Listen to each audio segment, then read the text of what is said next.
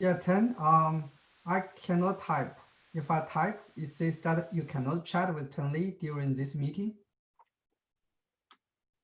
Did you see? Did you see what I sent out? Another attendee send a chat message to the panelists. Yeah, let me see. Lab is on. That's good. I can send it to Ah, you. okay, I see. Okay. I can send to you privately. Let me see. Yeah, we need to make you co-host. Yes, you should be able to chat now. Hi, everyone. Yeah, very good. It works. Okay. All right. Mhm. Yeah. So Ole, how did you? Yeah, now I remember one thing. Did you visit Princeton?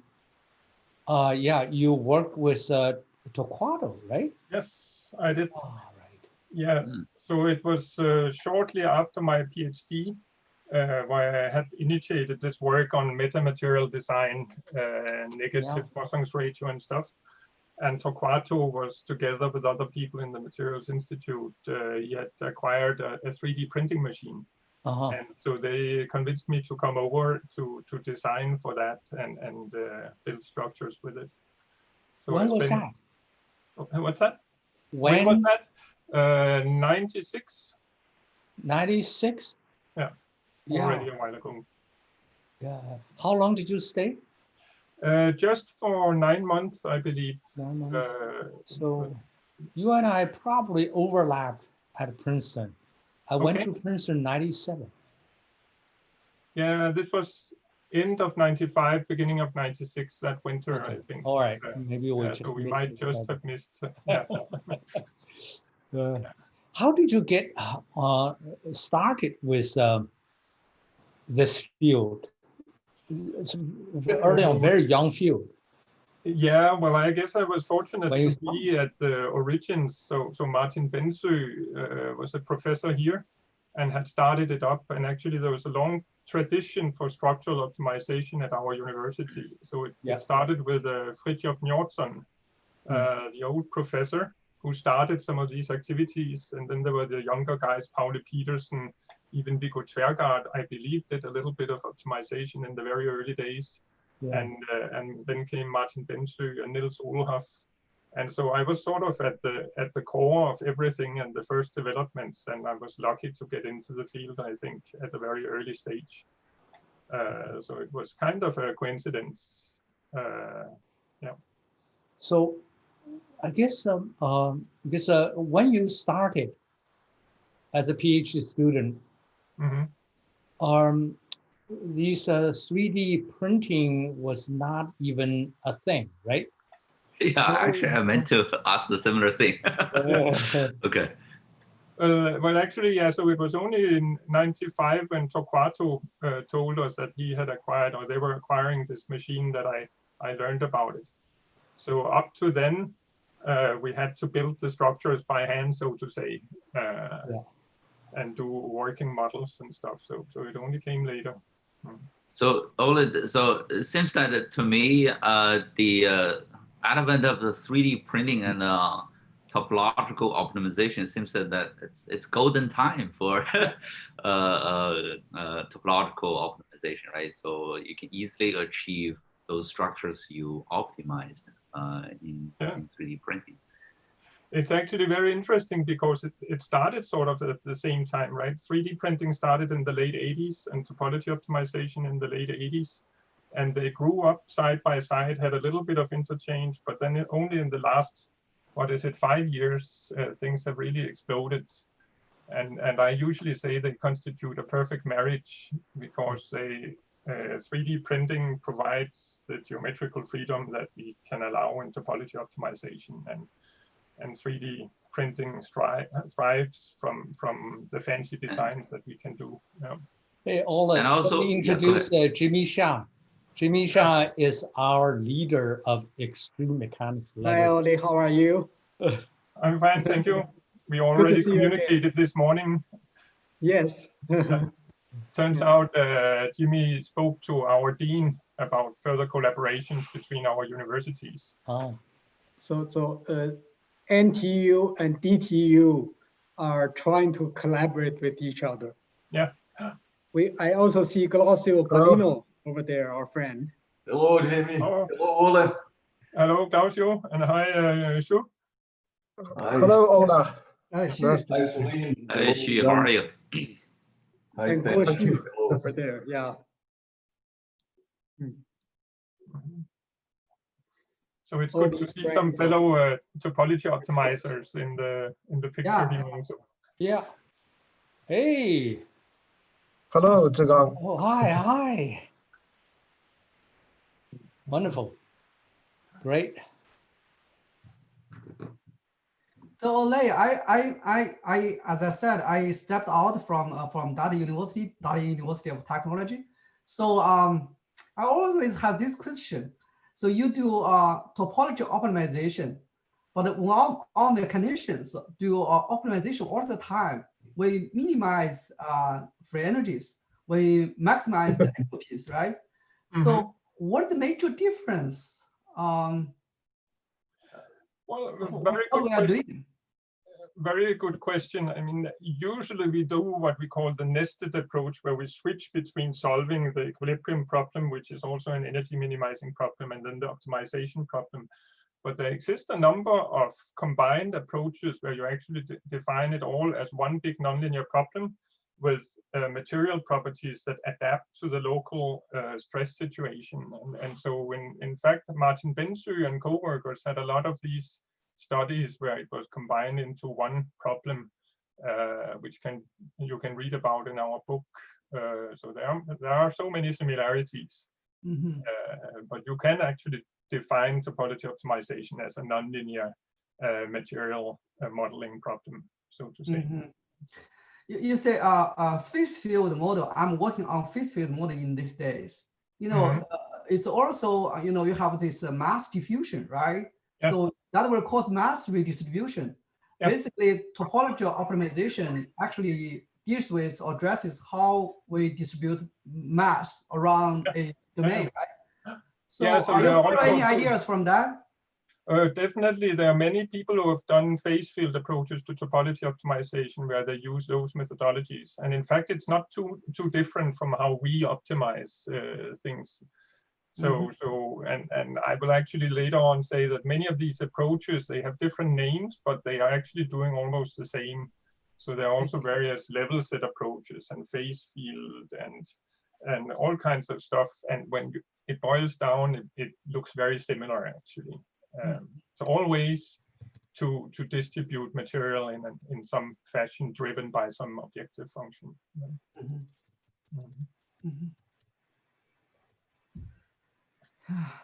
Can I make a comment on that regard? Sure. Yes. Yeah. In fact, Ole wrote a paper in 2013 that has more than 1,000 citations and is called the Topology Optimization Approaches. In that paper, he reviews everything that has been done: phase field, level sets, density, topological derivative, evolutionary methods, and so on. So you may want to take a look in that paper. It's a very nice paper. Thank you. Yeah, I will give it a link to it later on also. Yeah. Yeah, I just spotted your Google Scholar. There's one paper, I think it's a review paper, that has been cited more close to 7,000 times. Yeah, that's our book. So co-authored with Martin Bensø, where we sort of gave an overview back in 2003.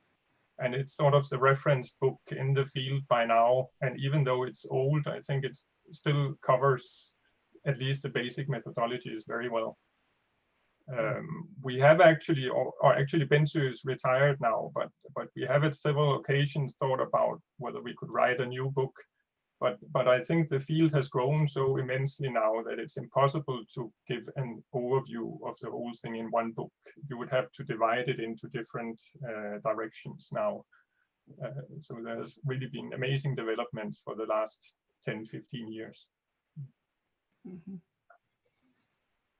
Ole, I was reading, thank you for sending your advanced copy of webinar overview. Yeah. The new feature. Try to hard to explain to people what we're doing. We try to ask each webinar speaker to write a short overview, a concise overview of the webinar, so that people can discover webinar through reading papers. And this webinar overview can be also cited. So as I read your thing, I know you have been doing the whole airplane wing model. You had the Nature paper. I remember the paper, just before the paper was published, I was at your university. You were so excited to explain to me. Anyway, so maybe you will talk about this. Are any effort from a practical, airplane company to pick up on this and actually implement your discovery or discovery by topology optimization? Yeah, that's a very good question. Let me put it like that. I hope so, but it has been very difficult for us. So in fact, as Europeans, we wanted to design an Airbus plane, right?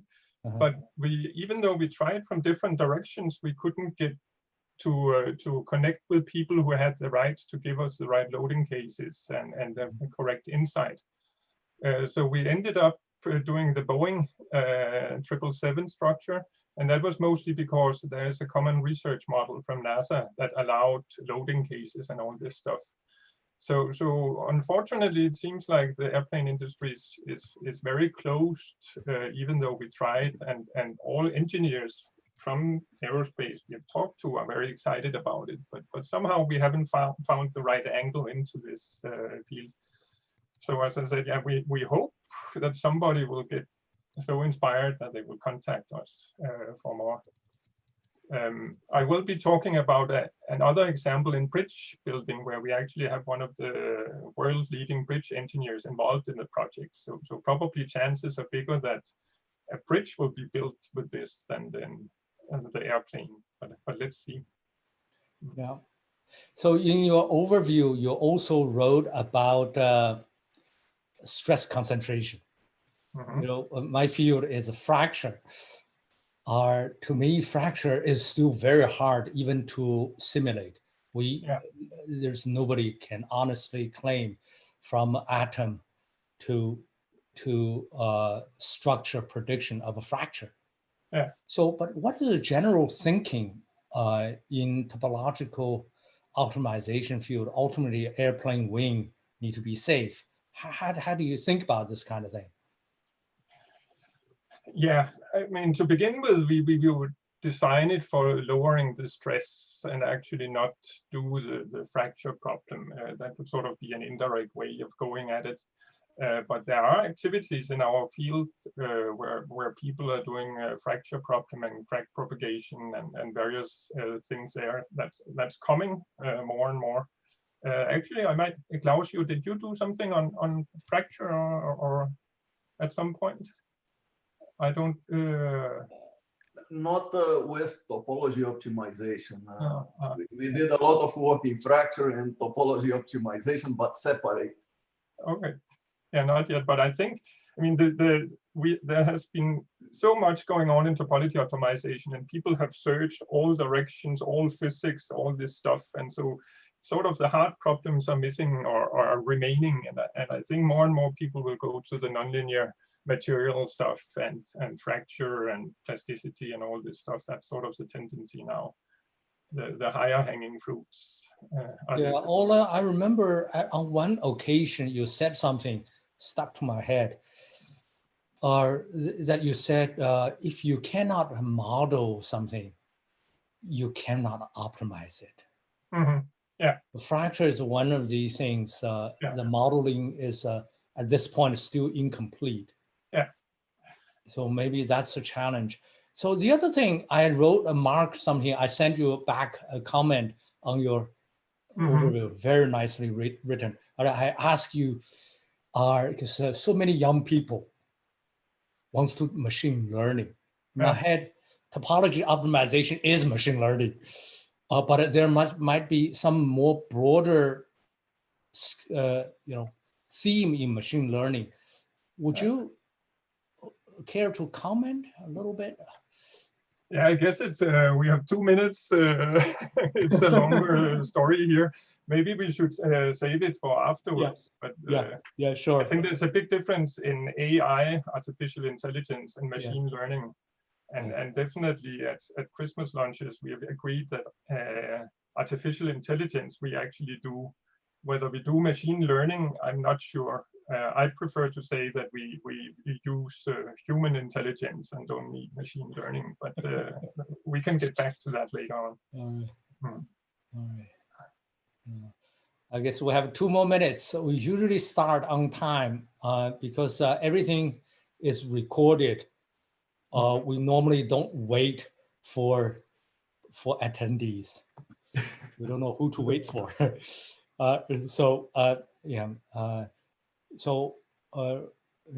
Sulin will give a brief introduction of the speaker, and we'll listen to you. Thank you very much, Ole, for doing this. This is great. Thank you for the invitation.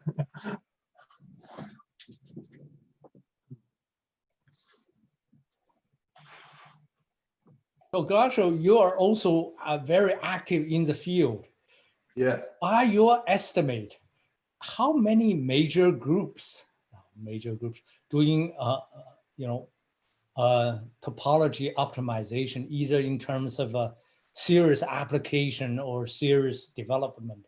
How many people in the world are doing this? Well, there are many. In the US, I think it's less than in the rest of the world. For example, Professor Guo is here in China, right? There is tremendous activity in China. In Europe, Ole's group and the groups all around Europe, Italy, France, Germany. But in the US, for some reason, there are not that many groups. For example, see if you guys agree, in the US, probably the main people, I can even mention, maybe a mistake, I may miss somebody, but the main groups probably is our group. There is Dan Tortorelli and Kai James at Illinois, Kurt Malte at Colorado, and Jamie Guest and Jamie Guest at Hopkins, Josephine now is at the MIT, and also Alejandro, he used to be in Michigan. These are in the US, there are not as many groups, but I hope this will become more and more appealing, and because it's a fascinating method, is a method that is pervasive, is applicable in all the areas of knowledge, from bio to engineering, science, technology. So you could actually add people in physics, specifically in nano optics. Really many people from Stanford, from MIT, and from other areas that are, well, they call it inverse design, but it is essentially topology optimization. So it's really spreading, I would say, between 500 and 1,000 people, if I were to estimate how many work with topology optimization now. It's really, really getting active. Yeah, Ole, can we ask you to turn on your shared screen? Yes. And the rest of us should turn off our video. Sulin, please go ahead. Introduce the speaker.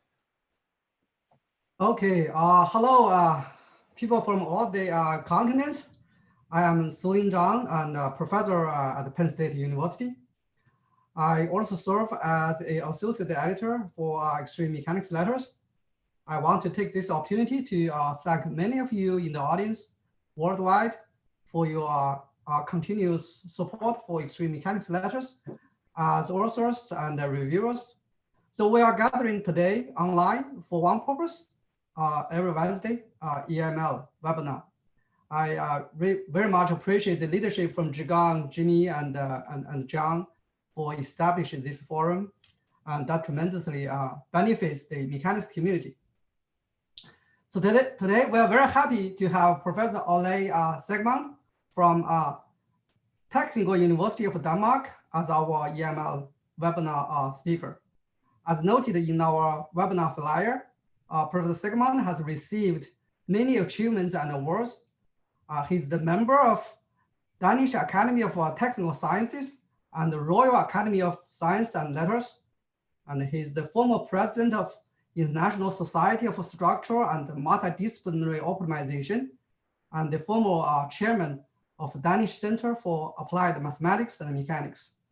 So Professor Sigmund is one of the few founders of the field of topology optimization, and he has made major contributions to the development of topology optimization methods.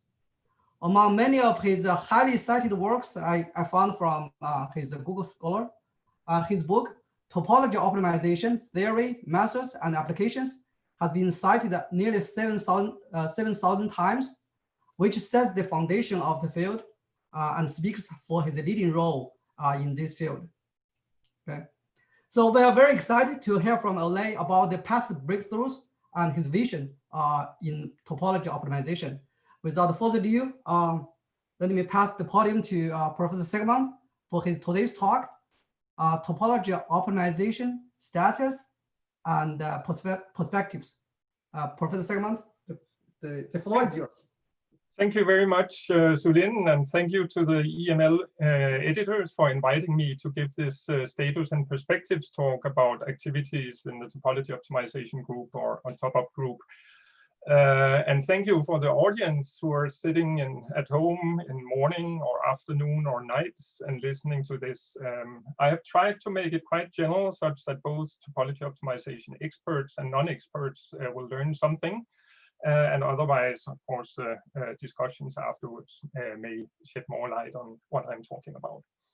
So let me start by showing some pictures I found on the internet of really beautiful structures, very organic looking, highly efficient. And in fact, they are all optimized using different species of topology optimization. If you read more about it, you might actually see many different names, bionic design, phase field homogenization, morphogenesis, and stuff like that. But it all actually boils down to more or less of quite similar algorithms. And actually, what they also have in common is that they date back to the original idea of topology optimization, which was the breakthrough or the founding paper by Bensui and Kikuchi, which is actually by now more than 30 years old.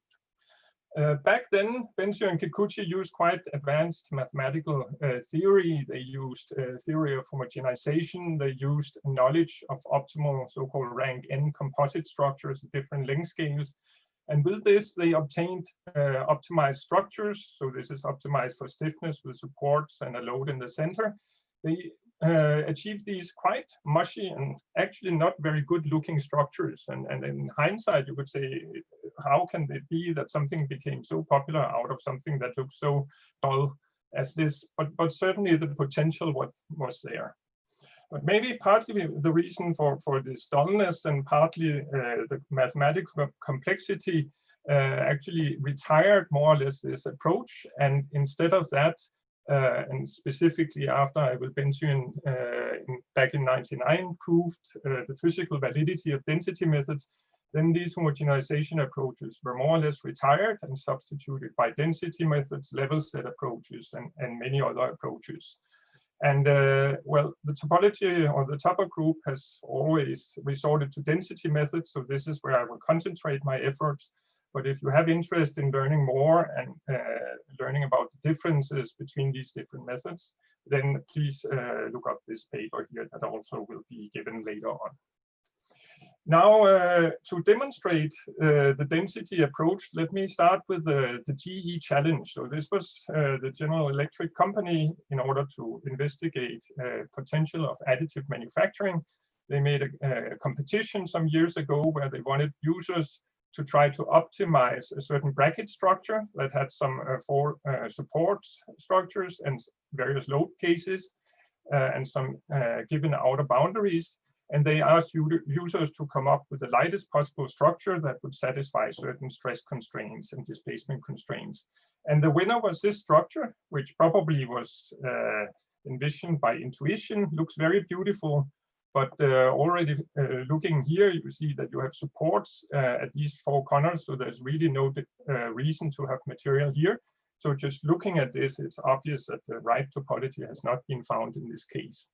And so this is where the topology optimization method comes into play. And essentially, the idea is very shortly said that you divide your design domain into a lot of elements, and then you allow the density of material in each element to vary between 0 and 1. And for this simple stiffness optimization problem, you actually introduce an iterative procedure where you more or less add material to highly stressed, or let me say, areas with a high strain energy density, and you subtract material with low strain energy density. But in reality, we use more advanced sensitivity analysis, but that's the basic idea. And you iterate that until convergence. And so essentially, you start more or less with nothing, and then you let the optimization go. And for each step, you update the material distribution, and you will see a process that's animated here. And if you have enough elements, which is the case here, well, then you don't need any post-processing, but you can immediately send this to additive manufacturing. And we actually beat the winner here by 10 or 15% in weight. So we would have won the competition, but that's of course easy to say in hindsight. Now to go a little bit deeper into the theory, then let me define the actual mathematical optimization problem. So we have a design domain. We have this one design variable given by x in each element, which is a relative density going between 0 and 1. It takes continuous values in order to make the problem differentiable. Sorry, I called it x. I meant, of course, rho is the relative density vector. We minimize some objective function, which in the beginning here will minimize compliance, subject to a volume constraint and some additional constraints. And then this problem is also subject to either a linear finite element problem or a nonlinear finite element problem that could be anything, mechanics, thermal, fluid, or whatever. So this is the basic design setting. Now, as I said, we allow intermediate densities, and hence we need an interpolation of the Young's modulus as function of these intermediate densities. And this is actually a quite important part of it. If we just have a linear interpolation, then we would end up with a lot of grayscale here. You could see it in 2D as a variable thickness optimization problem. But if we raise this interpolation to a power p, then we make intermediate densities uneconomical. So essentially, if there's a volume constraint, it's not good to have too many intermediate density elements because they don't give much stiffness. And in that way, we can penalize intermediate regions and end up with a discrete design or near discrete design, even though we use continuous variables. And the advantage of the continuous variables is that we can use very efficient gradient-based methods. So this is a basic formulation, and we need some regularization and geometry control on top of that, and I will get back to that in a few minutes. So this is the overall scheme. We start with the discretization. We solve our finite element problem, linear and nonlinear. And then this very important step, which is actually the clue to the whole thing, is that we can do or compute gradients extremely efficiently using the so-called adjoint method. So it turns out that the gradient of the objective function with respect to a change in any design variable can be expressed by this function here, where lambda is an adjoint solution, which comes at the cost of solving one additional system or finite element problem. So essentially at a similar cost to solving the original problem. And so this is often called the backward problem or the adjoint problem. And in some cases, for stiffness design, we don't even need to solve this problem. And hence, the cost of each step in the topology optimization process is just equal to the finite element analysis and hardly anything more. And this is really the key to the success of the method, which means that even if we have a billion design variables, as we will talk about later on, then you can compute the gradients for almost no cost. Then you iterate this, as I said, and at some point you plot the results. So this is the basic idea. However, I should say a few words about this regularization part. Because if we just take exactly the approach as I described it now, where we have one design variable per finite element, well, then probably the optimization will start playing tricks on us. We might get checkerboard problems, as we see here, which are using weaknesses of the finite element model. And we might have mesh dependencies and other stuff.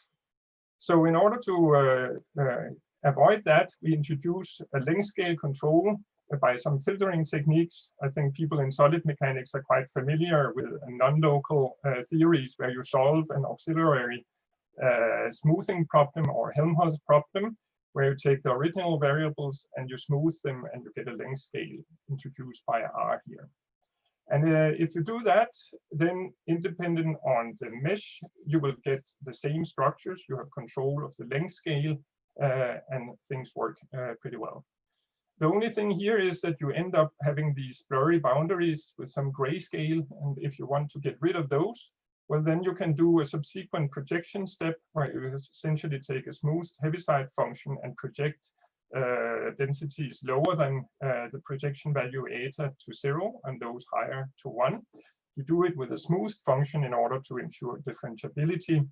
And with that, you actually end up with nice and discrete structures where you also have control of the length scale. I'll come back to that later on, since it turns out that depending on where you select this threshold, you can actually control the thickness here and control manufacturability and stuff like that. I will come back to that later, but also refer readers to this paper here where we review various regularization techniques. So this is essentially the method that you will see applied in all kinds of areas in the following. If you are interested to play with this yourself, we have a number of apps that you can download for free for your smartphone or your tablet. We have an extremely efficient 2D app where you can on the fly change boundary conditions. We have a slightly less fast 3D app, but again, there you can, at the tip of your finger, change boundary conditions. And while you change things, the structure adapts to your settings. And I will just run this video, which is slightly sped up compared to a tablet here, but you will see we take the standard problem was a cantilever, we insert a bridge deck, we change the boundary conditions, we insert symmetry, and you will see how the structure grows. If you don't like the bridge deck position, you can move it and the structure will adapt to it. So it's a lot of fun. I invite you to download these apps and play with it, and you will get an intuition of this. And once you are happy with the design, you can export it and send it to your favorite 3D printer. Very lately, we've just published a new version or a new app which actually combines this fixed grid approach that you have seen so far with a subsequent Eulerian approach where we actually vary boundaries, and that gives some extra possibilities that I will not go deeper into now. So this is for the popular applications. If you're interested in going deeper into the topic, we have a number of very nice educational codes. The first one I wrote 20 years ago, which is very transparent MATLAB. It's only 99 lines of code. It includes the finite element analysis. It can almost be used for teaching finite element analysis since it's so simple. And it includes the optimization part, and many people have learned topology optimization from using this app here. Oh, sorry, MATLAB code. Then 10 years later, some of my clever students and co-workers had learned more MATLAB and found out how to vectorize stuff. And with that, we were able to actually partly compact the code, which doesn't make it much more read-worthy, but it makes it much more efficient. And you can solve larger problems and faster problems. So this is sort of step 2. And I thought this would be the final MATLAB version. But then actually recently, my former postdoc and MATLAB wizard, Federico Farai, discovered new ways to optimize this and actually use some of the state-of-the-art in MATLAB solutions and memory procedures. We store matrices by integer entries and stuff like that. And with that, we can solve much larger problems at much higher speeds. And actually, with MATLAB, you are able to solve fairly decently sized 3D problems. So again, this should be interesting for people who want to get further into this. Now, this was a basic introduction to it. And as said earlier, there exist dozens or even more commercial codes. All commercial finite element packages by now offer topology optimization. Additive manufacturing software offers it, CAD softwares and stuff like that. So there are many possibilities to do topology optimization if you like to. But one thing that's sort of still difficult is to solve really large problems. And so we are coming back to the wing example that Zhang spoke about earlier. We wanted to look at a really large structure, and what is better than a wing example, because the saving of material or weight is so important for that. And the other thing that makes optimizing a wing structure interesting is that, very crudely put, if you look at the newest wing, like the Boeing 787, we have straight ribs and straight spars. And if you go back to the Wright Flyer 100 years ago, it had straight ribs and straight spars. And so actually, crudely said, not much has happened since then. And so it's an obvious question, if we allow the topology to change freely, can we improve on these designs? And well, as the application example, we looked into the Boeing 777 problem because, and that's the main reason, is that load cases from different aerodynamic situations are available for this structure through the NASA Common Research Model. The scary thing, however, is that this is a really big structure. Of course, you see it when you enter one of these planes, but when you start looking at the dimensions, you will see that the wing is 28 meters long, it's 12 meters on the root, and it's 2 meters high. And so you can actually stand inside the wing here. And that also means that if you want to topology optimize it by discretizing it in a number of voxels, you need really many elements. And if you take the standard of commercial code, so the maximum number of elements would maybe be something like 5 million elements, meaning that the largest element at the root would be something like 5 centimeters cubed. And if you assume that every detail needs a couple of elements, well, then the smallest features in this wing would be tens of centimeters or something like that. Meaning that if you want to topology optimize, well, then you will not get anything interesting. It will all be one big blur of big chunks of material. So to get something reasonable, you have to get below cubic centimeter element. And that means essentially, if you do the calculus, that we need 1 billion elements. And so in other words, we need to solve finite element problems with 1 billion elements, or maybe 4 billion degrees of freedom, which is obviously not simple. But after quite some work in our PETSI-based framework and access to supercomputers in France and stuff like that, we managed to actually optimize such a wing structure as we see it here. And just to explain, this is a cut through the wing structure. The only thing we specified a priori, that was a thin outer skin of the whole plane. And we had 2 loading cases corresponding to neutral and higher angle of attack. And then the rest, what you see here, all came out spontaneously of the topology optimization process. And what you do see here is we have these spars, as also seen earlier, which are fairly regular, but then we see these curved ribs. And if you zoom in, you see this amazing level of detail. What you see here, there's some stripes here, that's not your computer screen, but that's actually the size of the elements. So you can see that 1 billion elements does make things quite detailed here. If you zoom in on other areas, you will see amazing curved, double curved ribs actually, and curved spars and interesting detail here. So I think there's a lot to be learned for airplane designers by looking at this. We got it published in 2017. And I want just to dig a little bit deeper into some of these results here. So first, loading cases. So as I said, we optimized the 2 loading cases. And here we look at the structure from above. This was the structure that we have just seen in the previous slide.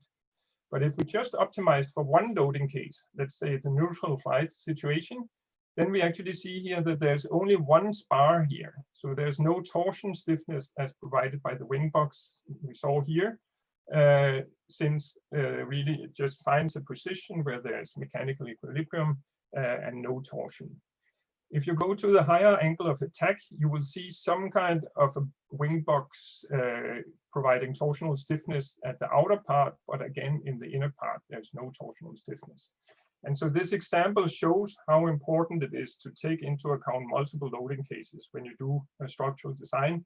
Otherwise, you might just end up with something that is more or less meaningless. The last version here, that's where we added load from the engine here. So there's a huge moment acting here on the part, and then you will see that there's extra reinforcement to transfer this load into the main structure.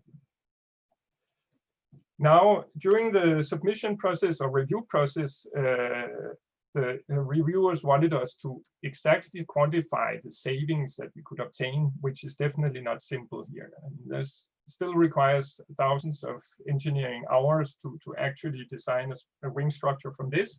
But nevertheless, we could sort of identify two key features, partly curved wing spars and curved ribs.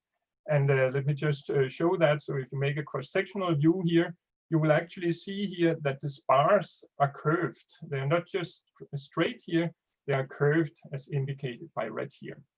And so this means that the spars are not just there to allow high bending stiffness, but they must also give improved torsional stiffness. This is when you see, we know that a circular rod has the optimal torsional stiffness. So somehow the optimization is telling us that we need to have torsional stiffness here. And so we did a simple beam study where we looked at a cross-section, rectangular cross-section, but put end caps, circular end caps of various sizes on top of it. And so essentially, and then we looked at the improvement in torsional stiffness compared to the decrease or the degradation in bending stiffness. And it turns out that by doing these sort of curved end caps or spars here, we could improve maybe the torsional stiffness by 5% at the cost of a 1% decrease in the bending stiffness. And I think this is one of the key features that the optimization is trying to tell us. The other thing is this about the curved ribs. Again, we did a very crude comparison between straight ribs and deduced curved ribs, and we found that we could maybe save 0.5%. And so these percentages may not sound very large, but in fact, when you count it up in the travel that an airplane makes every year, still a conservative estimate says something like 400 tons per year. So definitely something to be saved, but not proven yet.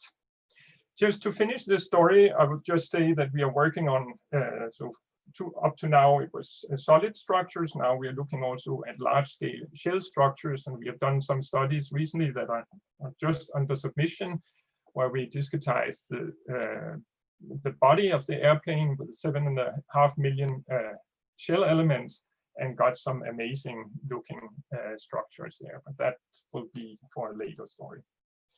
Now we have done airplane design with 1 billion elements. The question is where to go from now.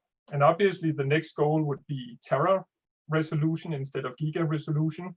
There is some time before we can do that, but we could try to look at bigger structures. And a project we have recently been involved in is to optimize bridge girders for long span suspension bridges. And interestingly, again here, there's something that is very old. Essentially back 60 years ago, the box girder structures as indicated here were invented, meaning that all long suspension bridges since then have more or less followed this principle. You have a closed outer box, and then you have some diaphragms here that provide the stiffness inside, either as truss or as plate structures. And just intuitively looking at a force that's transmitted here to the bridge deck, it would have to go around corners before it goes to the hangars. And obviously that's not, cannot be optimal. And considering that bridge builders want to have longer and longer spans, eventually going over Gibraltar or big Norwegian bridges, well, it could be interesting to see if we could come up with more interesting structures. So to do that, we have a multi-scale approach where first, using a simple beam model, we model the overall bridge structure, taking into account the prevalent loading cases by the Eurocode, wind, temperature, seismic, and so on. And from that, we then can take out the a part of the bridge girder, a periodic part here, and apply those loads coming from the beam model to it and optimize for that. Unfortunately, using periodic structures for supercomputers is not very convenient because you couple design variables or degrees of freedom from one system to the next, which is very inefficient. So instead of using periodicity, we actually took 3 plate sections, fixed it at one end, applied the beam moments and loads at the other end, and then actually only optimized for the compliance in the middle section here, and using symmetry. Actually, the design variables are only in this regime here. So it's actually, we use a lot of effort to do this, but also we cannot allow the topology optimization to be depending on the boundary conditions that are imposed. So we only optimize for this part here. And so this is now discretized by 2.1 billion elements, 6.3 billion degrees of freedom, again running on a big Praise computer. And what we get out of it is this one here, was just published last week here. And we see a fantastic forest of weird structures here.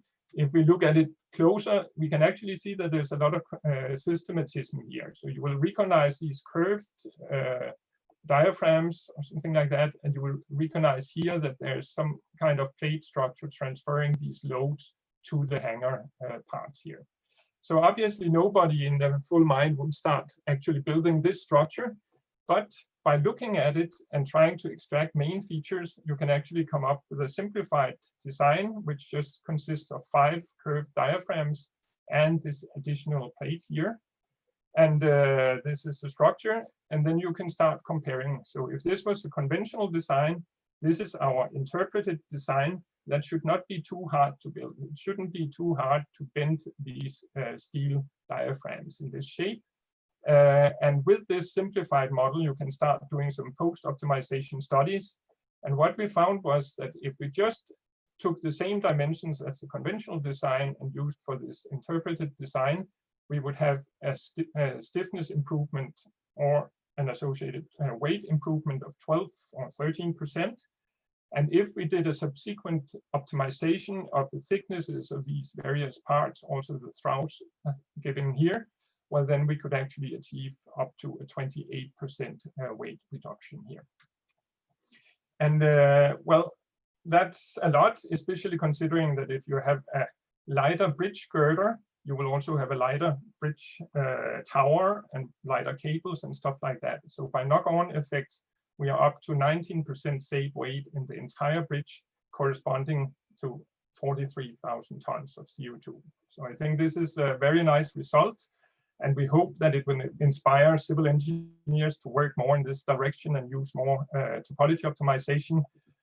If you are interested in learning more about TO in civil engineering, there's a recent review paper by Sigurd and co-authors that you can check out in the Structural and Multidisciplinary Optimization Journal. So this was a story here. Now we can make status and say, well, we have solved these amazingly big problems, but some of the solid mechanics people here would probably ask, hey, what about stress constraints? What about stability? You have all these small details. And actually, last but not least, I didn't mention it so far, but the wing structure required 1 million CPU hours on a very big supercomputer. The bridge structure required 1.4 million CPU hours. So again, extremely expensive and probably not practical in the standard engineering work program. So in the following, I will go into these 3 subjects and discuss a little bit more, and then starting the stress constraints. And so essentially, if you have a geometrically unrestrained structure, then stiffness optimized structure will also be stress optimal.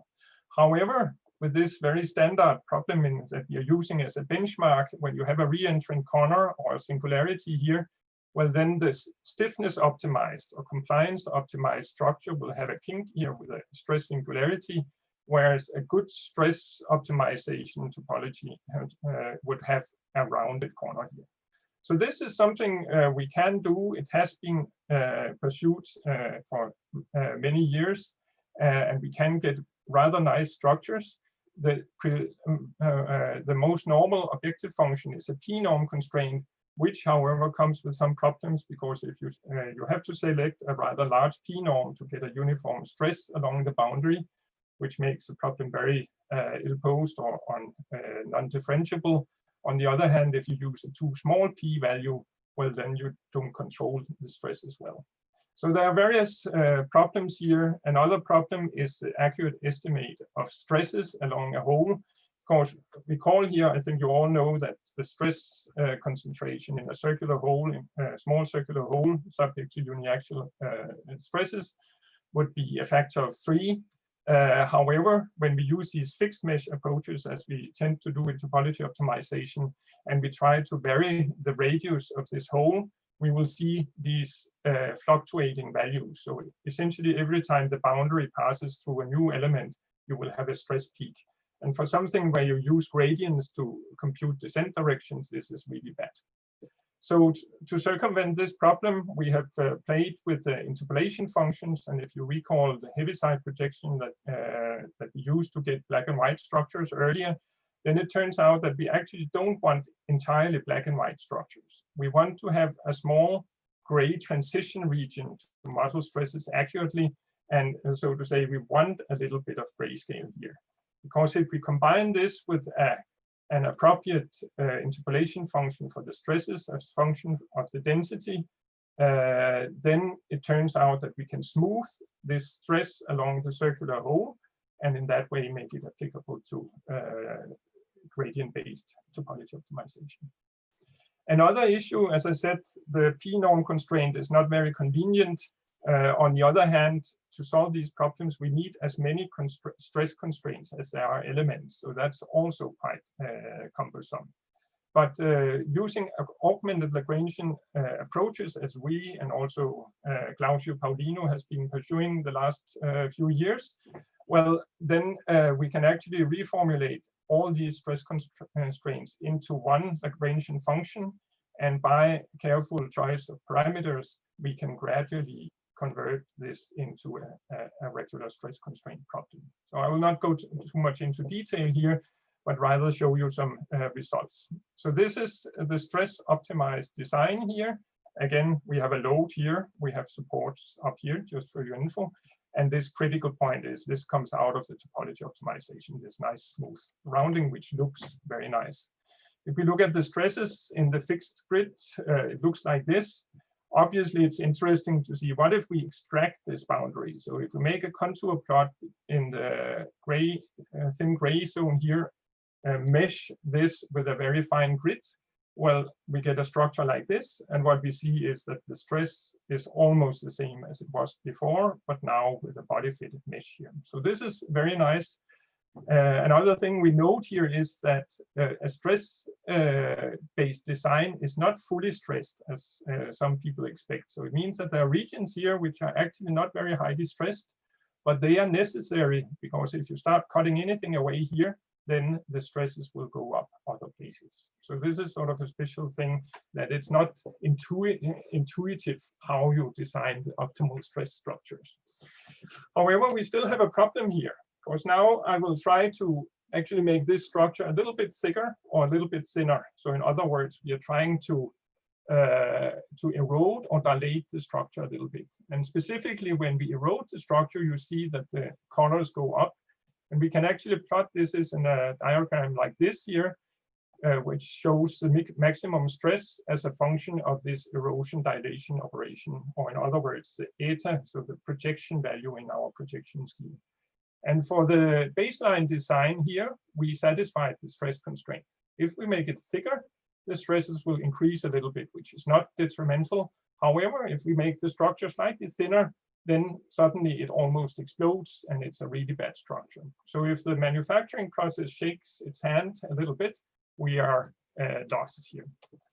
So now the idea comes, well, could we make something robust? Could we make a reformulation of the problem such that the stresses become robust to manufacturing variations in the form of erosion or dilation?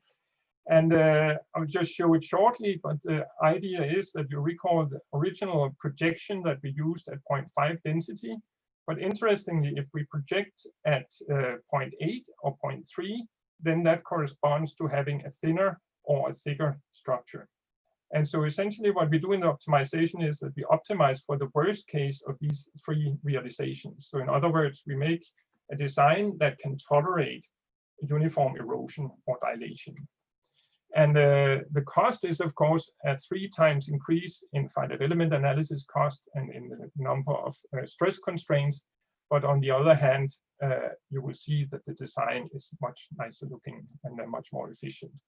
So this is a robustly designed structure. It sort of looks like the other one. Again, we have nice uniform stresses here. And the extracted structure, the body-fitted mesh, also corresponds exactly to the original structure. But the interesting thing comes when we start eroding or dilating the structure here. And what you see here is, and I find this quite mesmerizing, that even if we erode the structure quite considerably or we dilate it, the stress stays constant. The maximum stress stays constant. We can plot it here also with the dilation and erosion. Essentially, the maximum stress stays constant. So I don't know what you can call a structure like this, like an equistress structure or something like that, a structure that is totally insensitive to geometry variations with respect to stress. And I was thinking that maybe some of the prior EML webinar speakers could think of applications of this. So far, you can just see it as a very efficient structural design that is independent on manufacturing variations. So this was the 2D stress study we have with Gustavo da Silva from Brazil, done some further studies or extended it to 3 dimensions. And again, we see the same, that we can simply design a deterministic structure for that eliminates stress singularities at the corners here.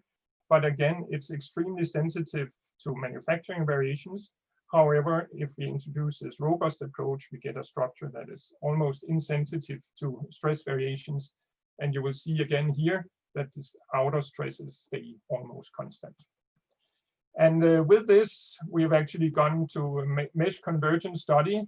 And the biggest structure or problem we solved had 131 million elements, which actually means that we solved 393 million stress constraints for solving this problem, which I believe is a record in topology optimization and possibly also in many other optimization disciplines. So we are very close to it, that we can actually impose stress constraints on the wing structure if we again get access to a big computer. And to end this discussion, I'll just show again a difference. We have a problem, a design problem with a crack loaded here and there. If you do the compliance optimized design, even with a robust approach, you get this huge stress concentration here. But if you do the stress optimized design, you get this smooth area that again is insensitive to geometry variations. So I would say that the stress-based design by now is pretty well resolved and just needs to be combined with the other studies. Next problem is also an old challenge in topology optimization, which is the stability constraints. And actually this dates back to 25 years old work by Neves and Geddes and Rodriguez, where we try to reinforce a portal frame with some reinforcement patterns in order to maximize the buckling load or constrain the buckling load. And there has been various issues in the past that are more or less resolved with multiple eigenvalues and instabilities in low density regions. And lately there has been renewed activities in this field, resulting in some extremely fascinating structures where, for example, here we optimize a triangular lattice structure and maximize the buckling strength of this. I'll come back to that later, but you will get these hierarchical structures. And if you take simple structures here and optimize for buckling load, you get these also hierarchical structures. The problem is that as you optimize, and I will discuss that more, you will get more and more active eigenvalues, meaning that the eigenvalues are clustering. And another issue that became clear in a paper by Dunning is that you get spurious eigenmodes. So if you look at this 3D example here, you will see some global eigenmodes that are all clustering, having almost the same eigenvalue. But then you will also see weird modes here with very localized modes, which are essentially due to local stress concentrations. And the problem is here that when you do this optimization of the eigenvalue problems, you need to compute the eigenvalues also for these artificial modes, which is extremely expensive. So there are some issues that I will guide you through in the following. So the optimization problem we are looking at here is still minimizing compliance, but then subject to a constraint saying that the minimum eigenvalue of the critical load has to be bigger than a certain prescribed value here. And I'm here just talking about linear buckling analysis, but this could be extended to nonlinear also. But the main problem here is the non-differentiability. And that can easily be resolved by putting it into an aggregation function like the Kaiser-Meyer-Steinhauser function. In that way, you eliminate the non-differentiability problem. But still, as I said, eigenvalues cluster, so you need to solve an awful lot of expensive eigenvalue problems to solve this. And just to demonstrate, so this was a simple 2-bar problem. If you just optimize compliance, you get this. If you optimize for buckling, you will see that some of the material goes to the lower part and makes this hierarchical structure to prevent buckling of this. And now the interesting part is, if you look at the eigenvalues or the buckling values, they tend to cluster. So as optimization progresses, more and more eigenvalues will become active, meaning that you have to include more and more eigenvalues in the optimization problem. My coworker Federico also provided this. It's a slightly different problem. Oh, sorry, but I can do the animation of this.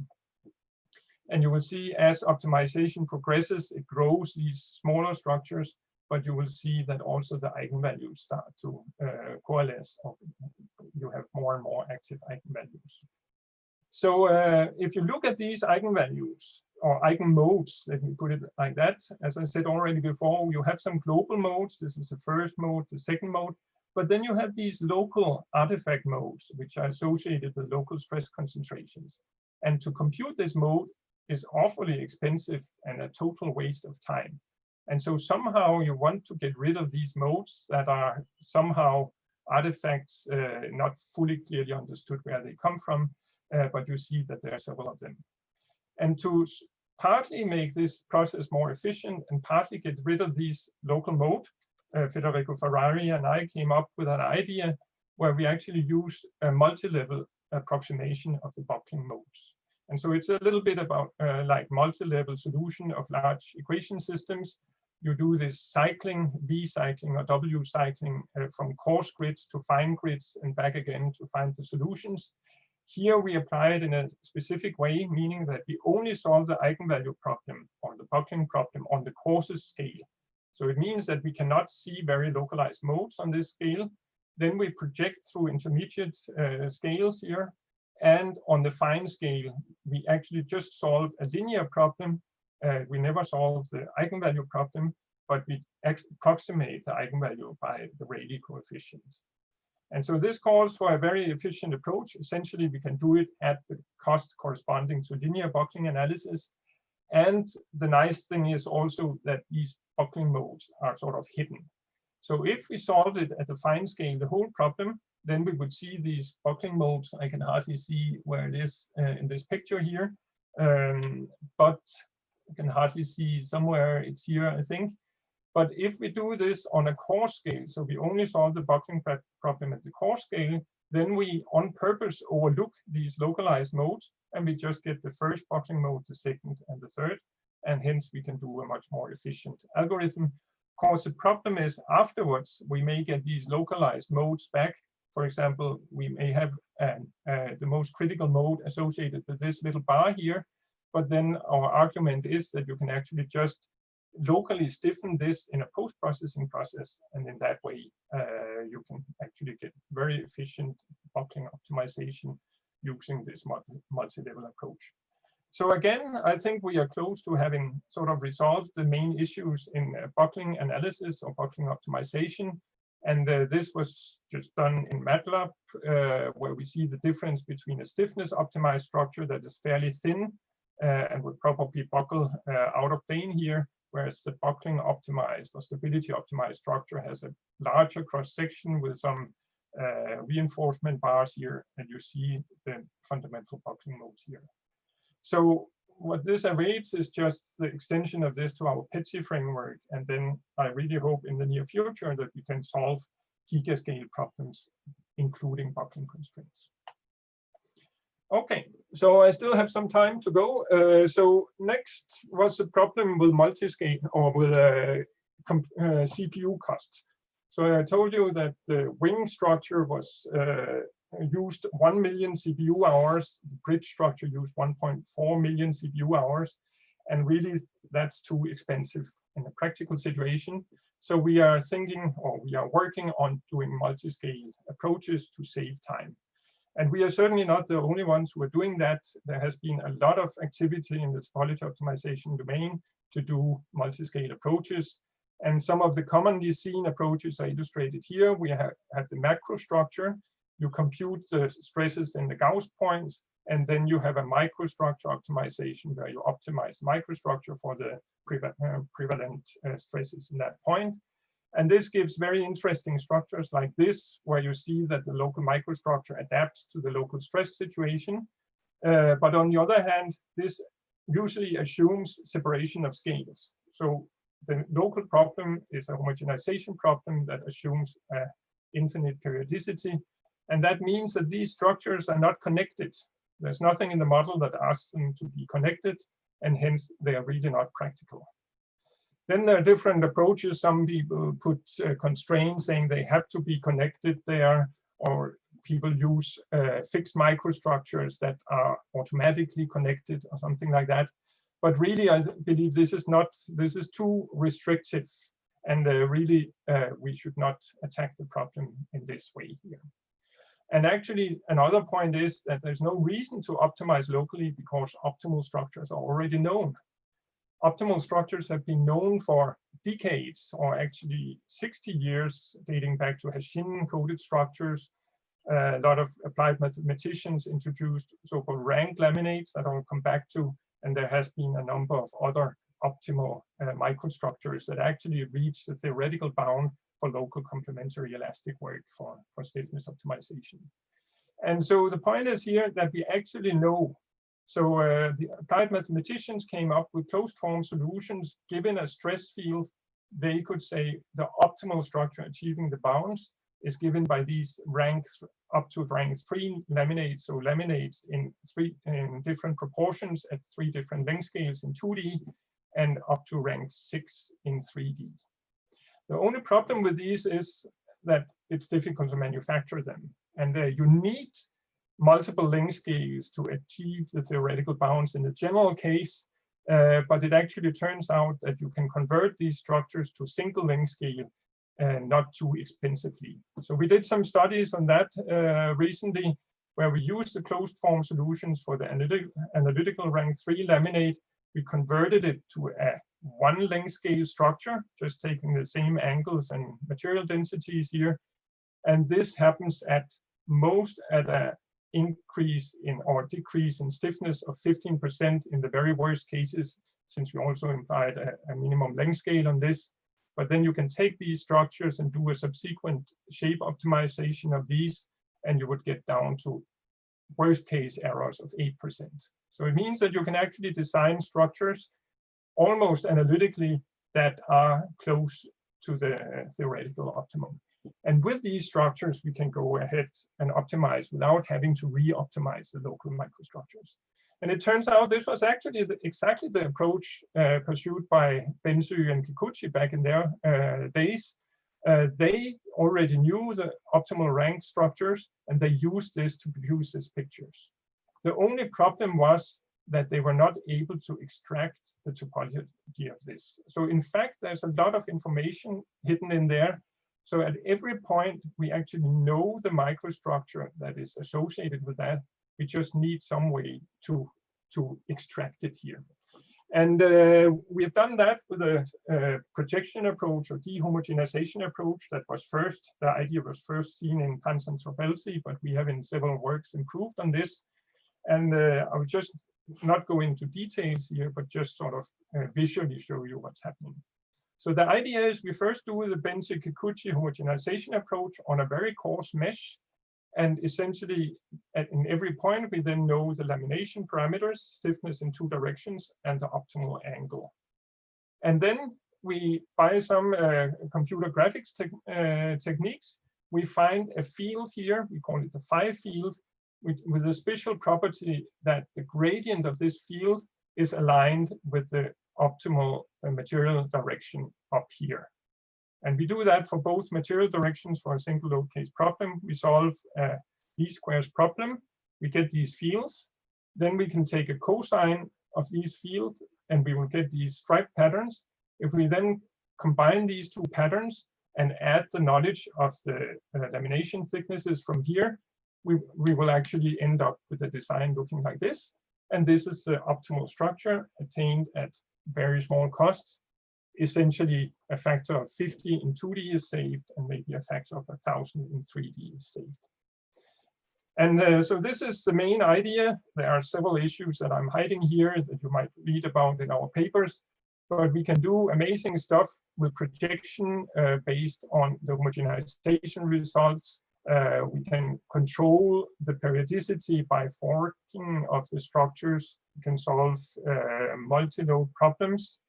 And with this, we can also quantify savings by different microstructures. So this is a simple beam example supported at each end here with a load in the center. And we can compare if we just use the simple or the standard density approach, we'll get a structure like this. If we insist on building a structure with a prescribed interface and an isotropic infill medium of a certain density, which is very normal in additive manufacturing, well, then we get this structure, which actually turns out to be much less stiff.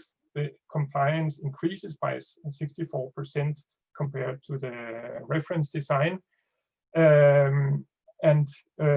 If we go, this was the isotropic structure. If we allow quadratic holes, we get slightly better compliance.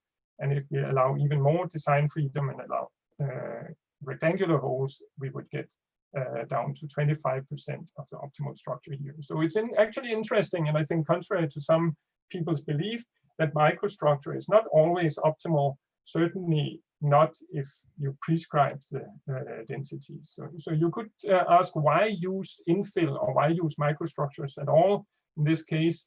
But what you can see is here that by this infill, you get thicker bars here. So intuitively, you would get a higher buckling load. And we actually did some experiments at some point where we compared 2 structures with the same mass, where the solid structure has a higher stiffness. However, the infill structure has a 5 times higher buckling load. So this is a reason you can indirectly control buckling by having infill, even though you lose a little bit in stiffness. So this was 2D.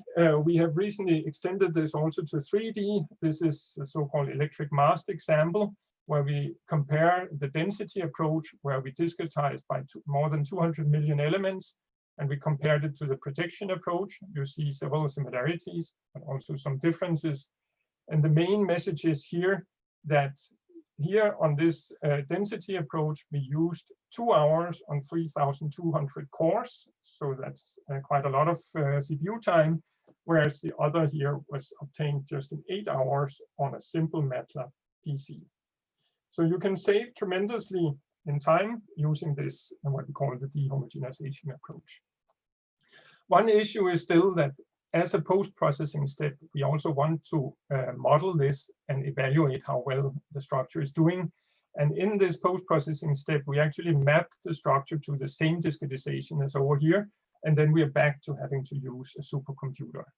So my coworker, postdoc Jerome Gruen, who is actually the main brain about all this here, he has, together with the company Topology, in their software platform, extended the concept or sort of optimized the design flow.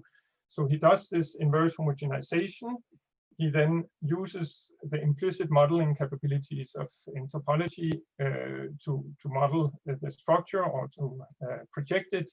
And then finally, with this implicit model of the structure, you can actually extract a body-fitted mesh of this and evaluate performance, all happening in the topology platform. And so with this, we get, instead of these projections to voxel structures, we get it to body-fitted meshes with TET elements, much less elements.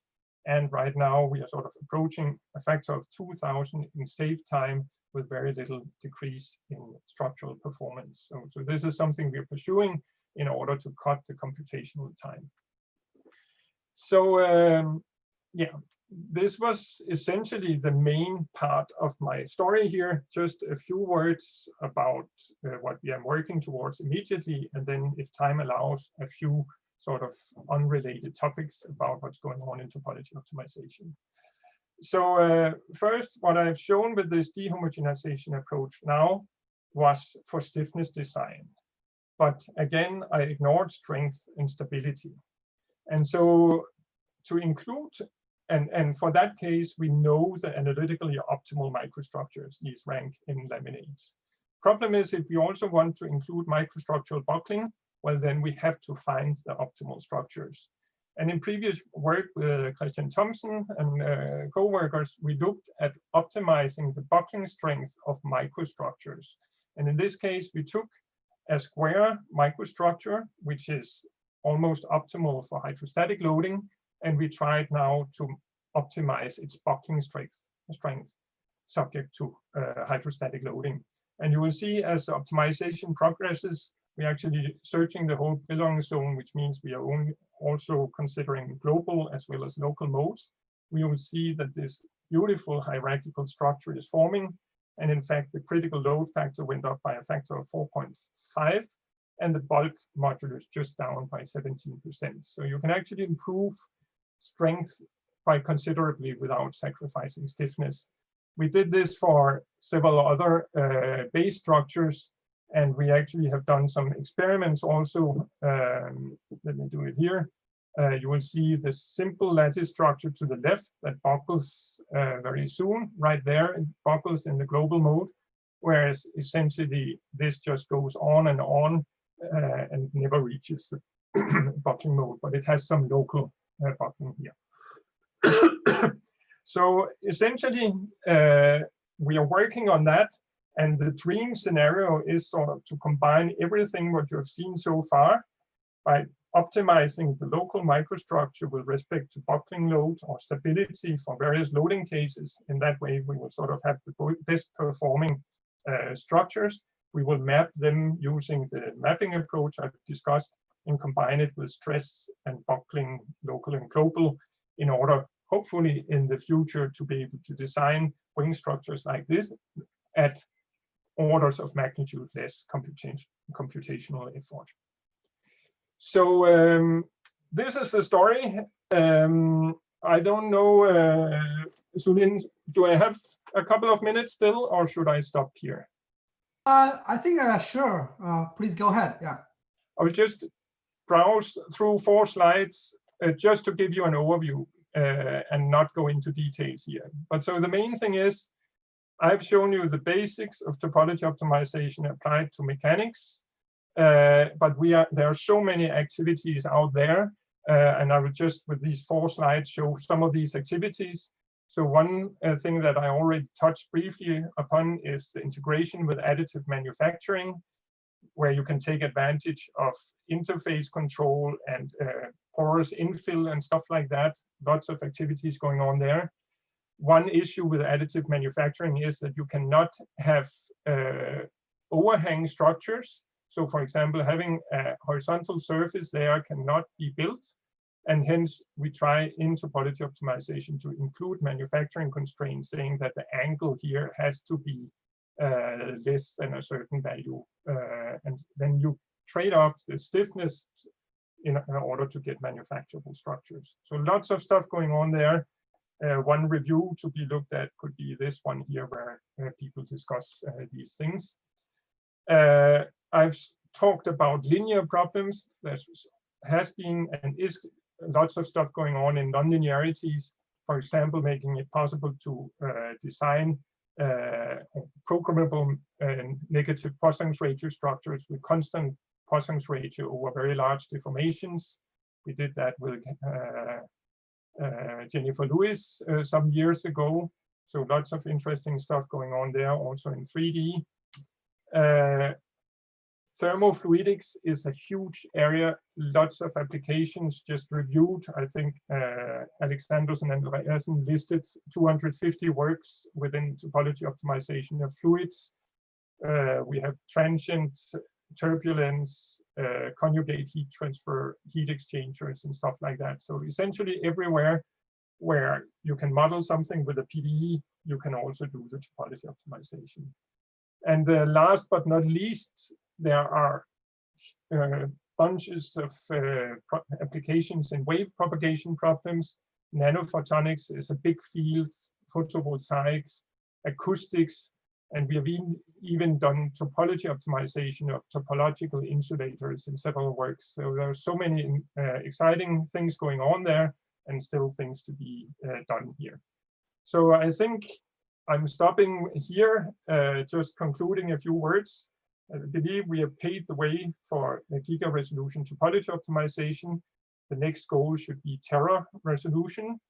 As a part of this, we have resolved various problems in stress constraints, buckling, and to cut computational time, we have revived the homogenization-based topology optimization and combined it with de-homogenization.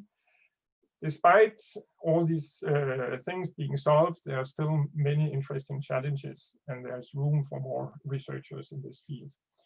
And so I have listed a couple of the most relevant papers here, but as Zhang also said in the beginning, there will very soon, probably end of next week, be an associated summary paper that lists these references as well as other relevant references listed throughout the talk, if you want to know more about that.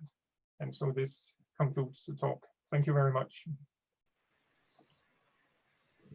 Thank you, Ole, for such a dynamic and interesting talk. I think we're open floors for questions from the audience. I have before we start, Ole, can we ask you to unshare your screen? Yes. Okay. I may come back to some of these slides depending on the questions, but yeah. I have a question. Yeah, sure. Go ahead, Gosha. All right, thank you.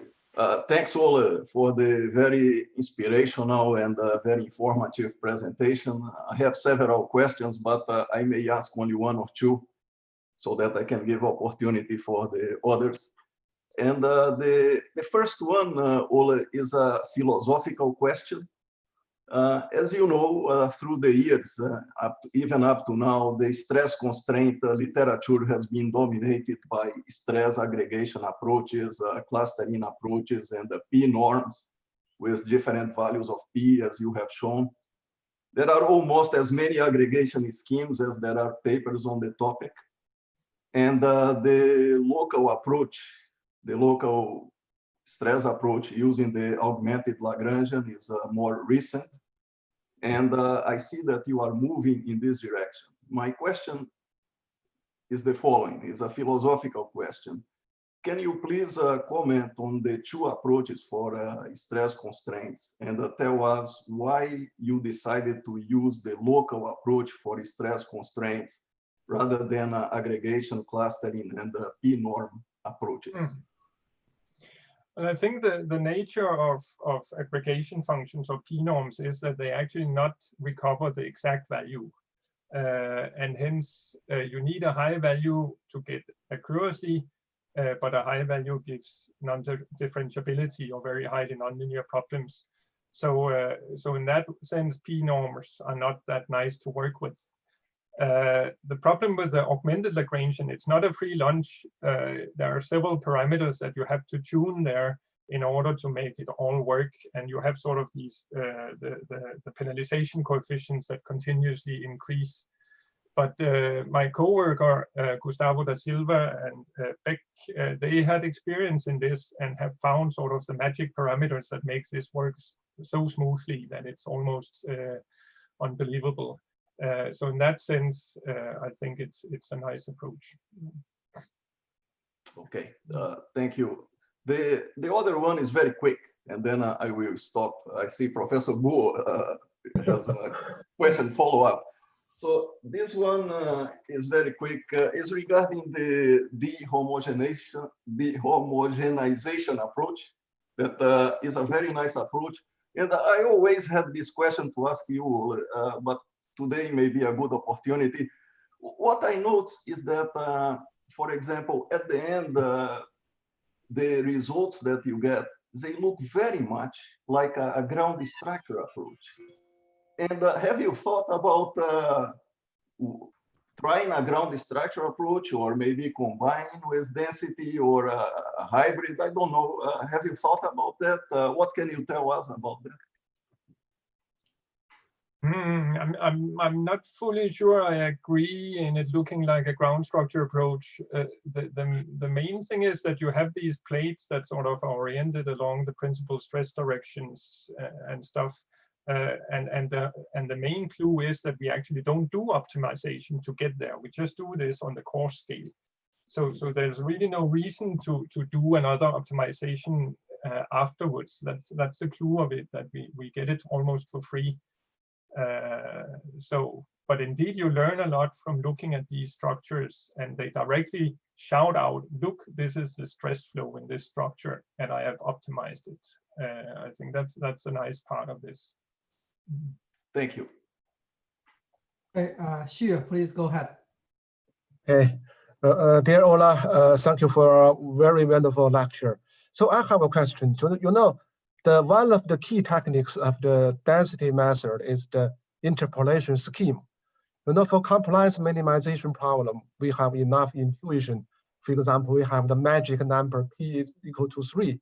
Mm-hmm. My question is that for multi-physics problems, for very complicated multi-physics problems, for example, as you mentioned, the thermal fluid problem, the wave propagation problem, and the stability related problem.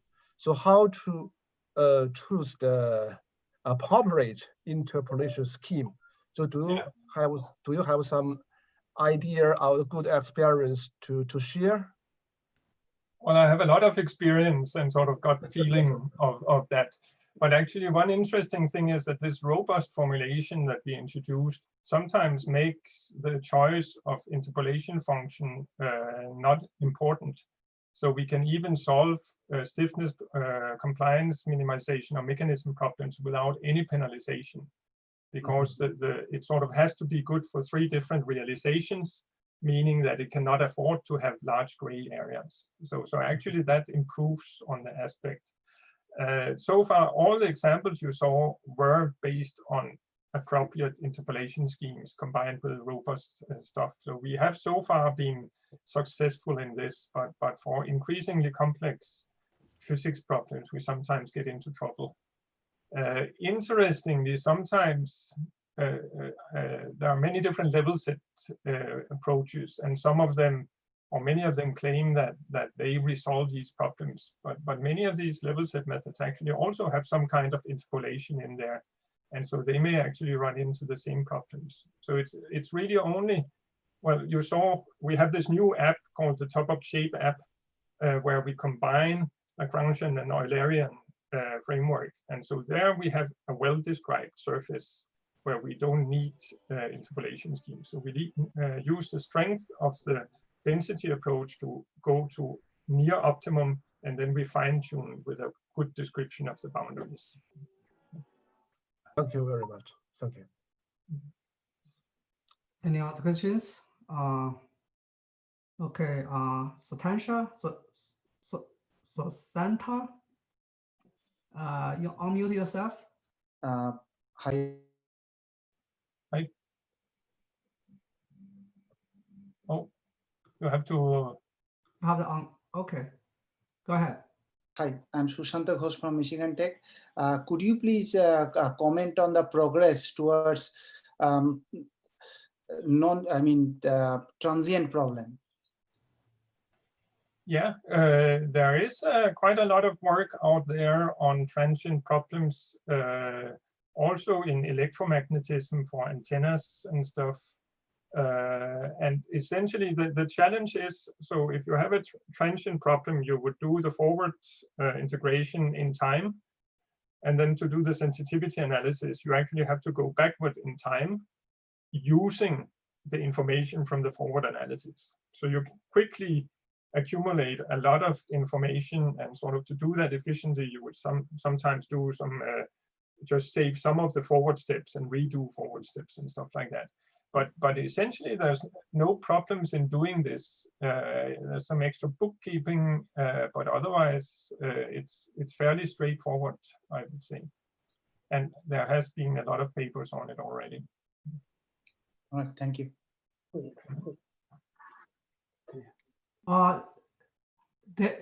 Dave, are you you have a question? Yes, I do. Sure. Okay, so thanks a lot for that great talk. I learned a lot of stuff that I don't know anything about. I was impressed by the fact that you were designing better airplane wings. I was worried that maybe when I start flying again, the wings won't be as good as they should be. But actually, what I wondered about was, could you imagine also incorporating in the way you think something that figures the manufacturability, like how easy it is to manufacture the particular structures you use? I know you talked about it a bit, but could it be actually, I mean, designers like Boeing or whoever designs the wings for the planes, could they incorporate into the code itself something that tells them how they could include manufacturability into the optimization itself? Is that impossible? Yeah, indeed, that's an extremely active area and has to a large extent been solved in all kinds of ways. I showed you this with the overhang control for the additive manufacturing. Matthijs Langelaar from Holland has done some amazing work on putting constraints in for 5-axis milling. So for example, making sure that the topology will automatically be manufacturable by 5-axis milling. And he can even specify the tool shapes that are used to this. All this length scale control, we can control curvature, we can control total variation of this stuff.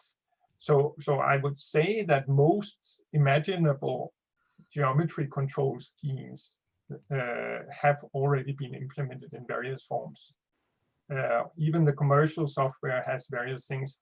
You could also with the casting constraint that your structure has to be, you have to be able to take it out of the cast without destroying the cast and stuff like that.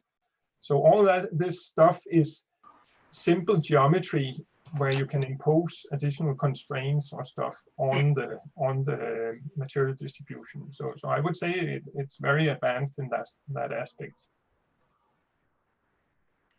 So the wings are already as the best they can make, or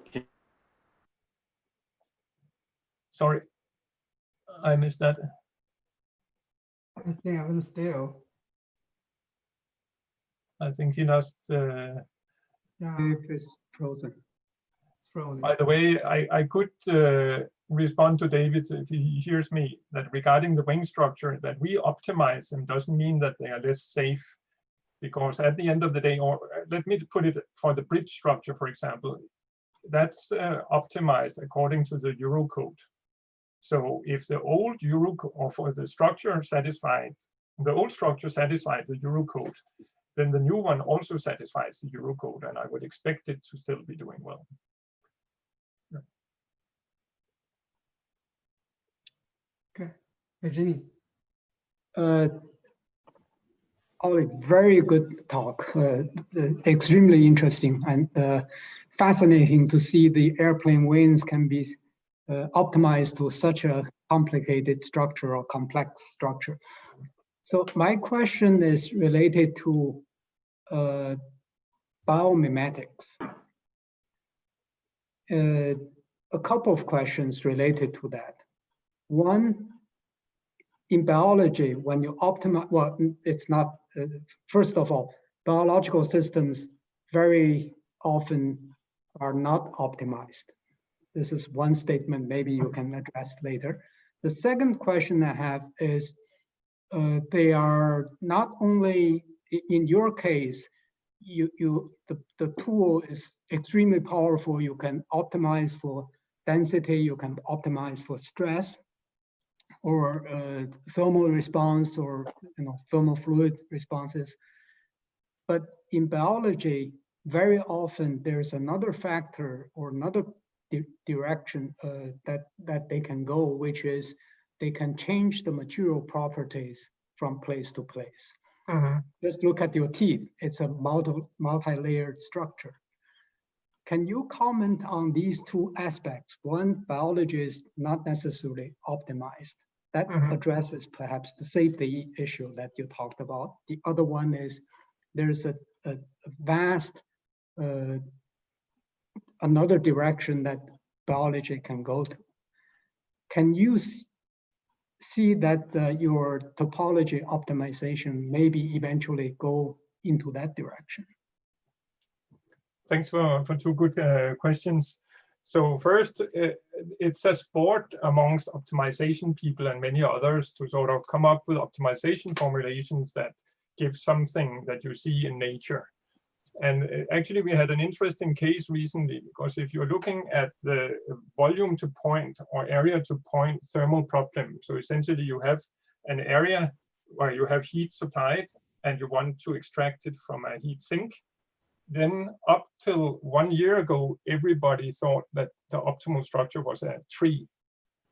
That was also something Beijing has been promoting with his multi-level structures, that the optimal heat conducting structure is a tree structure with branches. And we actually showed that this is not true. The optimal structure is a needle structure. So just you want to conduct the heat straight towards the heat sink.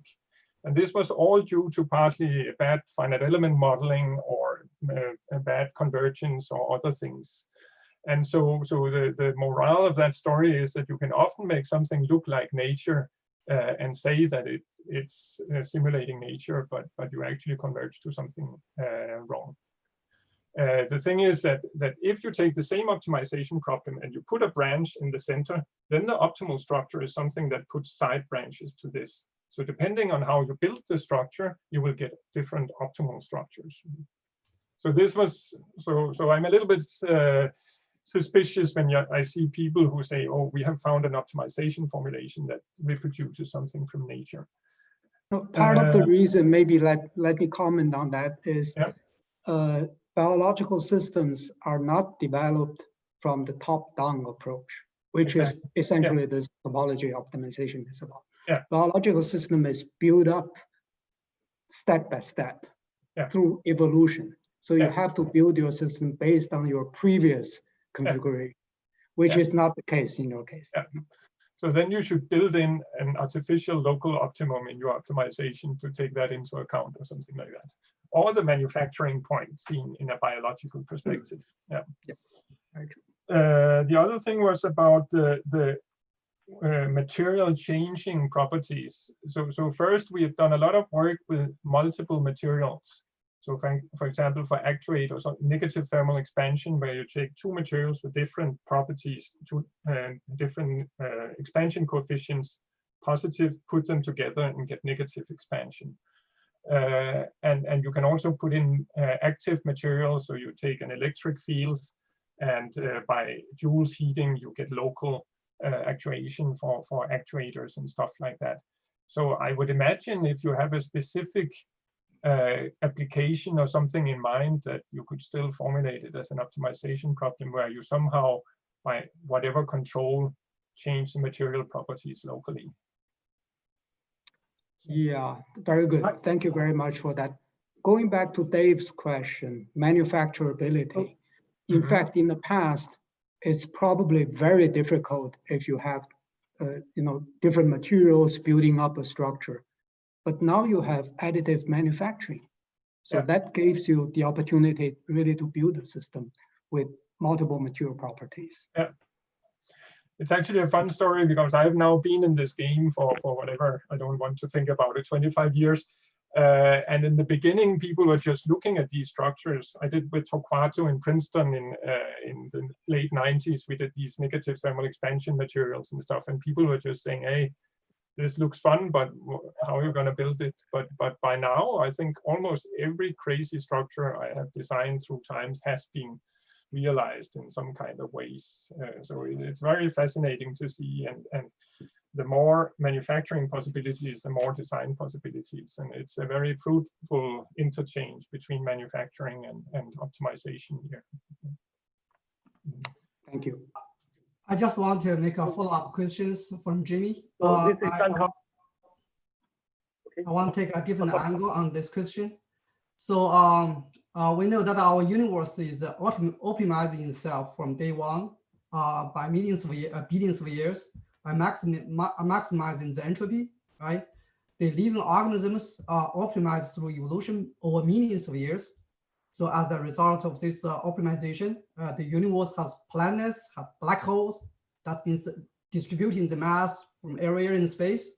And our body mass density varies from one tissue to another, from one organ to another. And if do exercise, you can reshape the body mass density distribution to make our body stronger. So I think our body, this universe, is still minimizing. That's why Jimmy said that it's not an optimized system.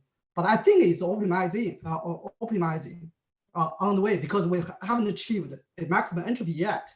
Mm-hmm. So at least, do you, Ole, when you do topology optimization, do you actually borrow some ideas from the nature evolving material? Let's say why our body have a bones in the center and tissue on the outside, this kind of thing, right? That's a mass redistribution. Yeah. Well, a good question. I'm sort of fond of defining the optimization problem and then letting the computer come up with it.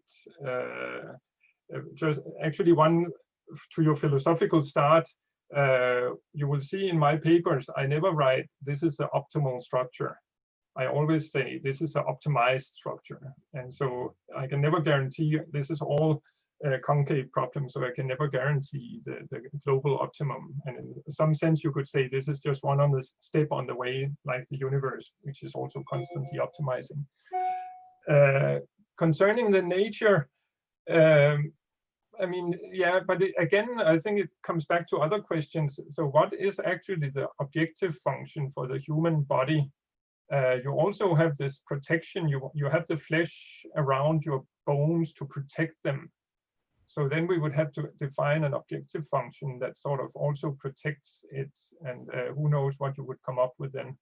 So I think I prefer to think about the problem, find the objective function to be optimized, and then throw the computer at it. But obviously, sometimes you can say, oh, learn from some natural object and say, oh, maybe we could use some of that. Yeah. Okay, thank you. Hey, Penn.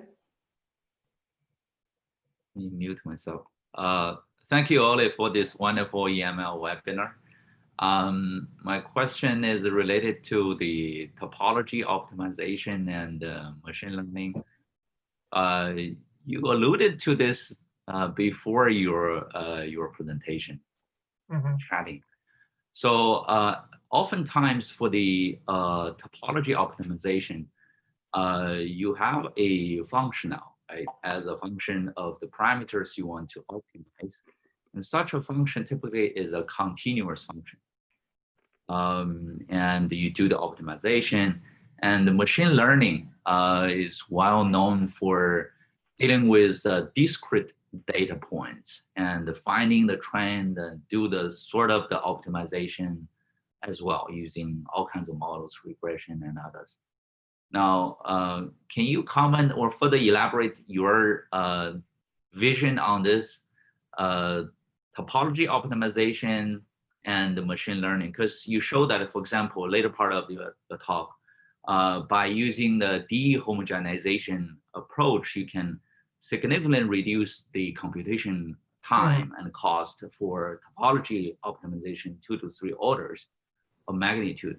That's actually very similar to the machine learning acceleration in terms of replacing other computation methods. Yeah. So now, wouldn't it be great that if you combine the machine learning and the topology optimization to even make this faster? Can you comment on that? Very good point, and I think it's probably a lengthy answer. The first point is actually that my good friend and colleague Martin Berggren from Umeå University, who is also working topology optimization, whenever he explains somebody about topology optimization, he has given up explaining the topology optimization idea. He just says, oh, it's like some training network where we do forward and backward propagation, and that's essentially what we do. So there's definitely a lot of similarity between the way they optimize the weights and we optimize the densities. Next, it is extremely popular in our field these days to try to use machine learning. Actually, also the physics people I mentioned earlier, nanophotonics people, they love this. So far, I have not seen something that convinces me about why to do it. And essentially, my crude answer is I don't think you can expect that you have a design domain and you feed that to your learning system and you put the load and the supports and you expect that it gives you a design. I think that's just too hard, and I cannot imagine it coming up with the airplane wing example, for example, something like that. But exactly your point of the dehomogenization approach, where we use knowledge, so we know what the microstructures are, and that's something the learning network also can do. So using the learning for local things, taking a crudely optimized structure and extracting the features or something like that. I think that's where the potential is. And we, in fact, have some activities going on with this. I'm still not convinced, but I think it's interesting to look into it. But there are many papers out there where it's definitely pointing at not being a good idea so far, I would say. Thank you. Can I ask the next question? Yeah, I have a question. So, hi, Ole, this is Zhang from Dalian. So, hi.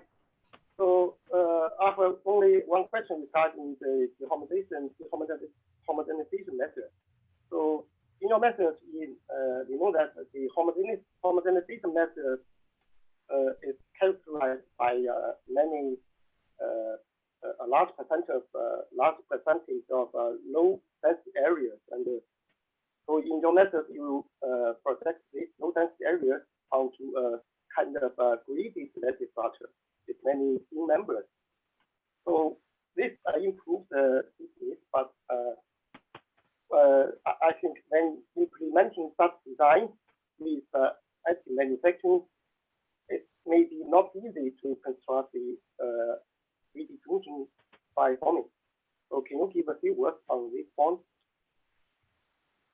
Your sound was a little bit bad, but I think I got the point. So the main thing is that with the dehomogenization approach, we assume that the volume fractions are fairly small for it to be efficient. And that's definitely the case both for the wing structure. We had less than 10% volume fraction, meaning that out of the 1 billion elements, we actually only used 100 million. And even worse, for the bridge structure, we had 2 billion elements and only used 3% of them. So there was a huge waste of void elements. And this is where, but nevertheless, you saw these quite periodic structures. So this is where it's efficient. We want to use that for big problems, not for brackets or other things. And so similarly, for additive manufacturing is probably not that efficient for these simple for these big periodic structures. There you would use other things, like for the bridge structure, we just do standard diaphragms and stuff like that. So probably different approaches have different applications, and the dehomogenization approach is certainly not for small structures with large volume fractions, where you can just as well use standard elements and use the design space well. Yeah. So in most cases, you retain nearly all the low density areas generated by the homogenization result, right? So that's what I meant in my question. Yeah. No, sorry, I didn't understand the question, but. So I meant, so you retain nearly all the low density areas generated by the homogenization result, right? Okay, the smart thing with when we do this projection to a body-fitted mesh with in the topology platform, then we can avoid all the low density elements, and that's why we get so efficient post-analysis there. Okay. I think. Okay. Yeah.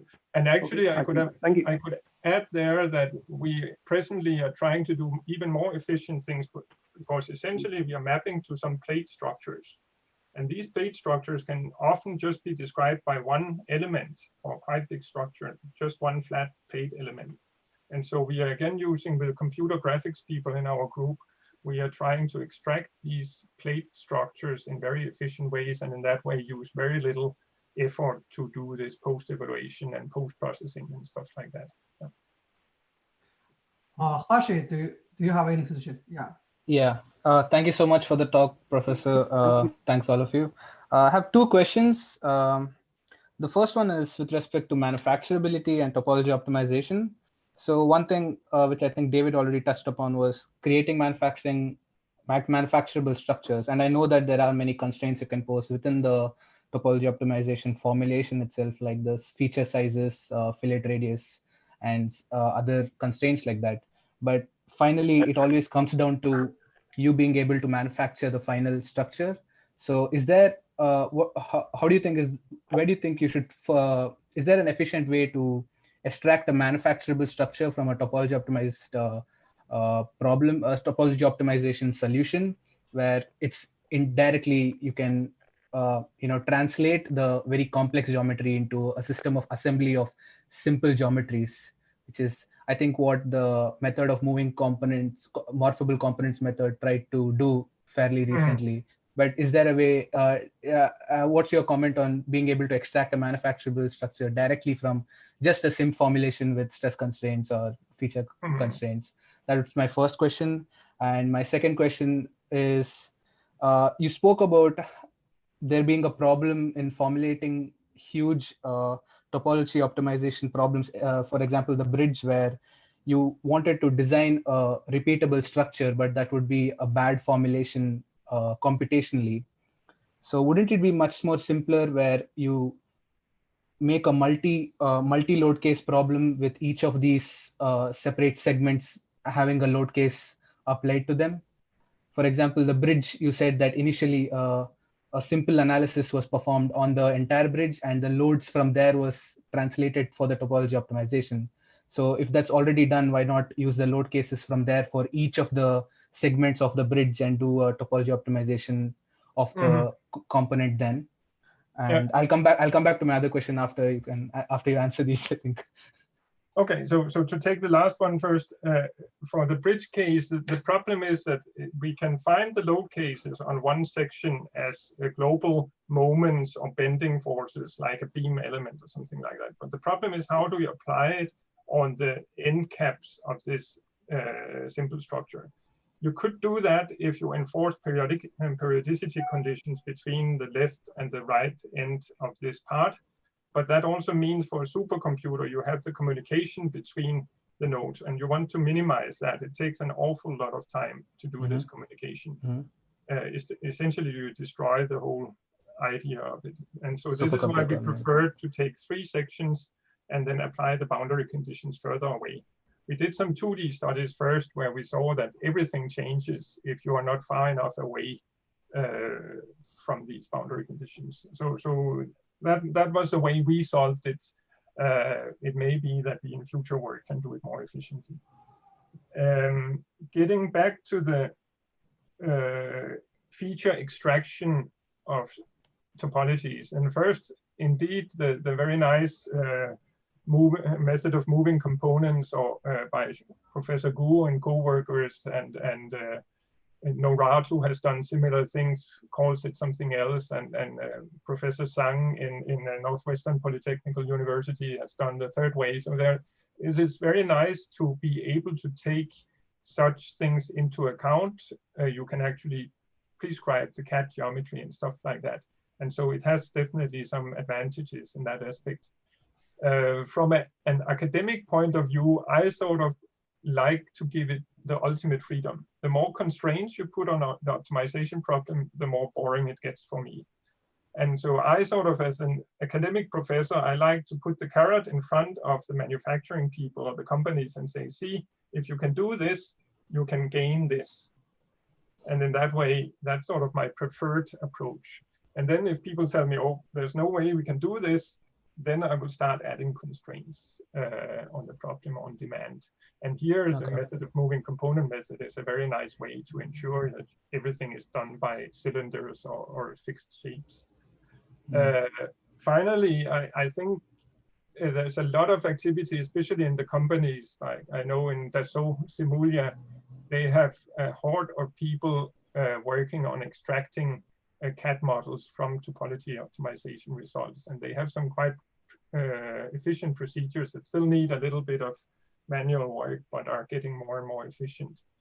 And then with that, you can start simplifying and applying different constraints. So I think that part is tedious CAD work, which is, I'm happy that some of the industry people are actually doing, and they should do something to gain their income, I think. Okay. One more question, just one last question, which is the traditional topology optimization formulation itself is it's a relaxation of the 1-0 problem, correct?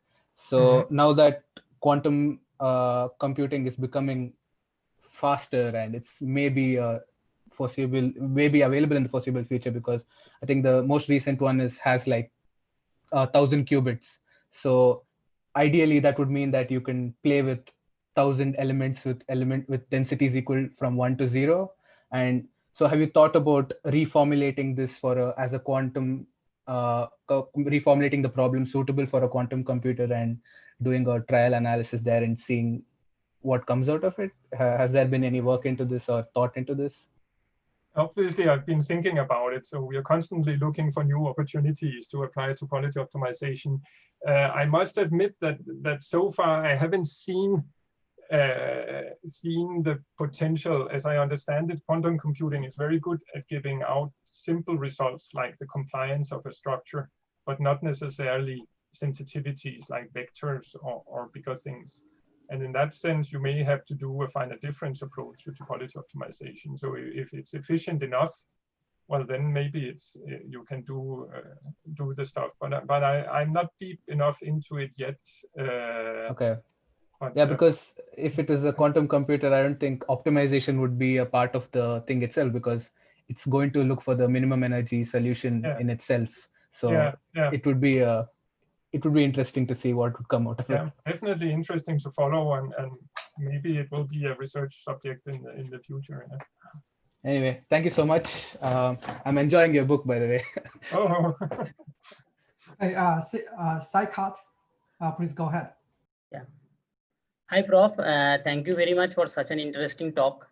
Though I have not understood much of the things, but I would like to ask you a question regarding this.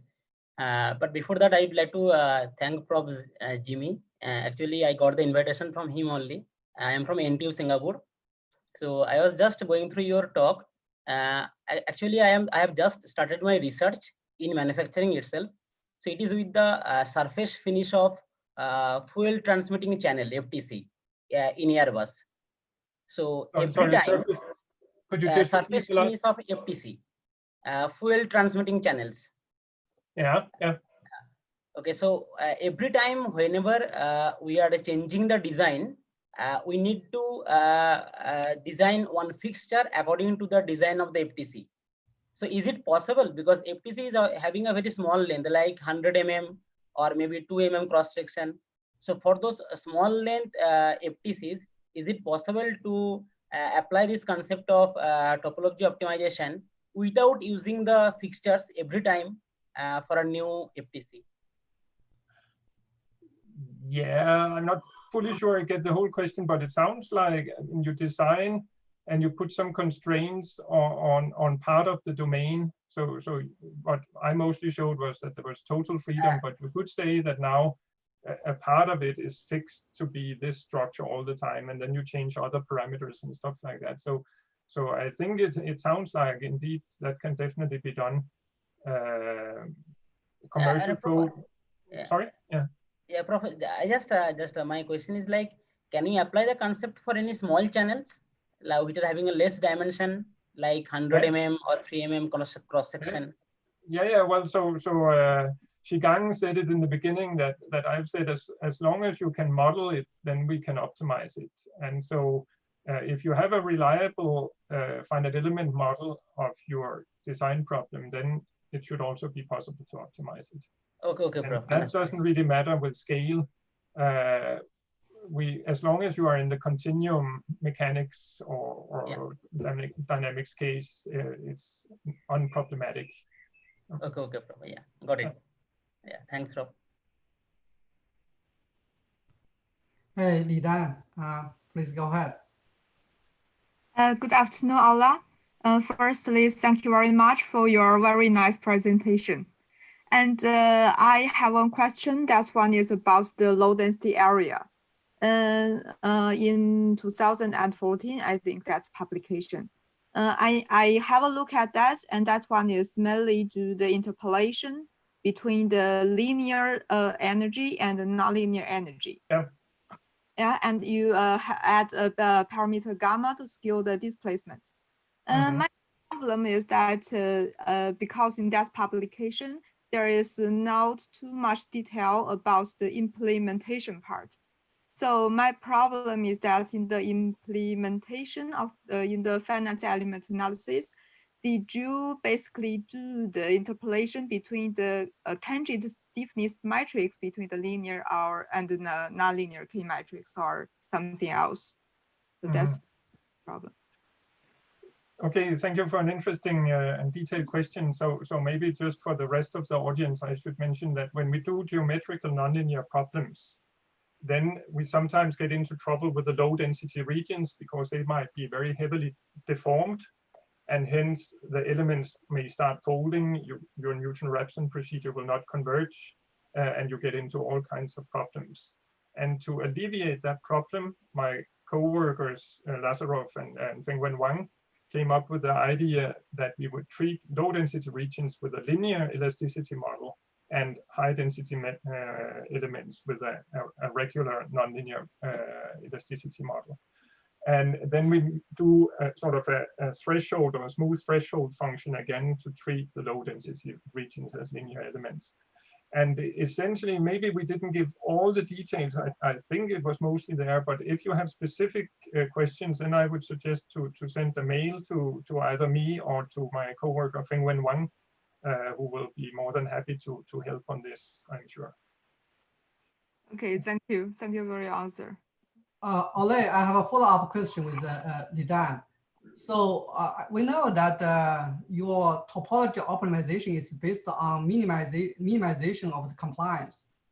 But we know in nowadays where a lot of research goes to flexible electronics. We want the flexibility, we want deformability, we want the softness. Would that change the story or the formulation or algorithm in your simulation or optimization algorithms?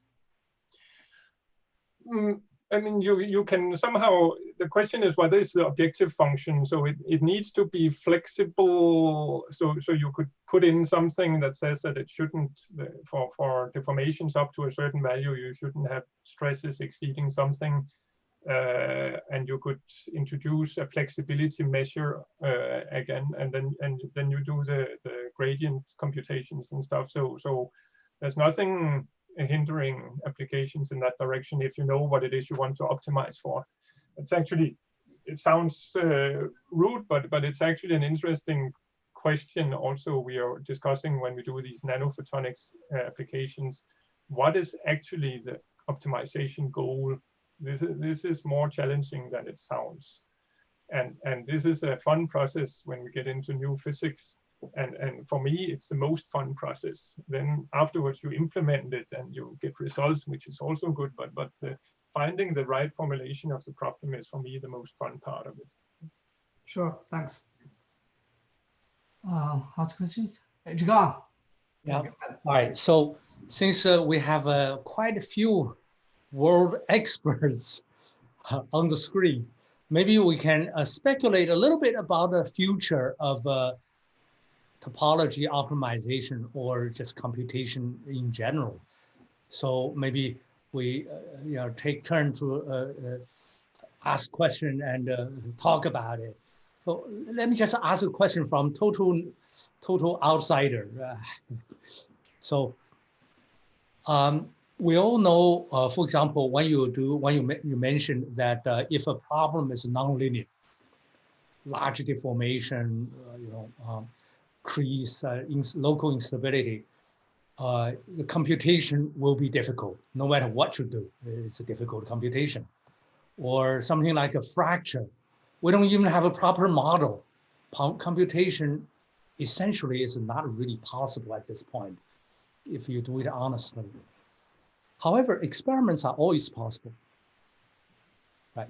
So the question is, for example, can we imagine, or do you know successful examples that people produce, let's say use a 3D printer to produce many samples and somehow design multiple parallel, massively parallel testing? I test them all.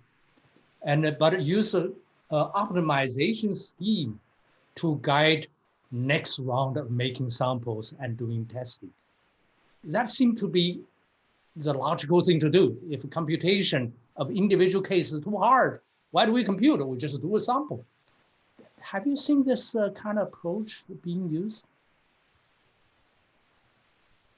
I think the question was to the second row here, experts, my fellow colleagues, huh?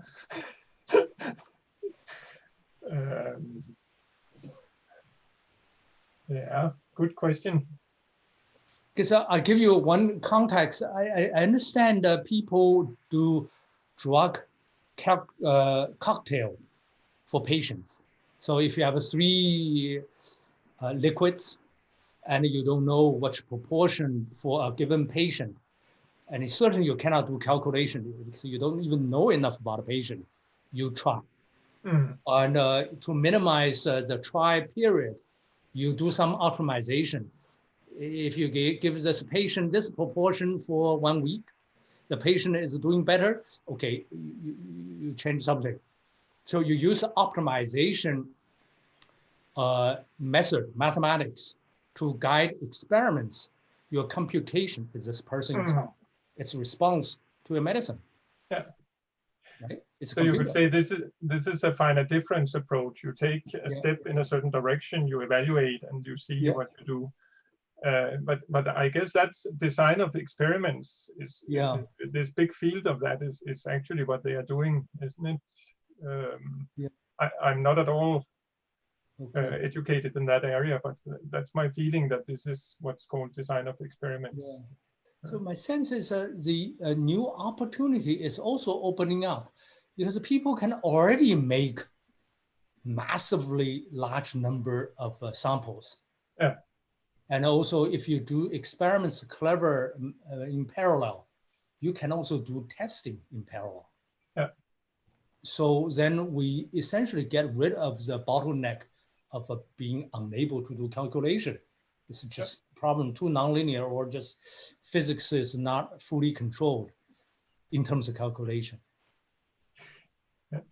You could say we have done a little bit. So we have a project with people from physics about doing quantum nano optical devices. And so essentially you want to design very small resonators with extremely high Q factors to optimize light matter interaction. And there our collaborators, they take a whole chip and build 100 devices, and half of them fail for various reasons.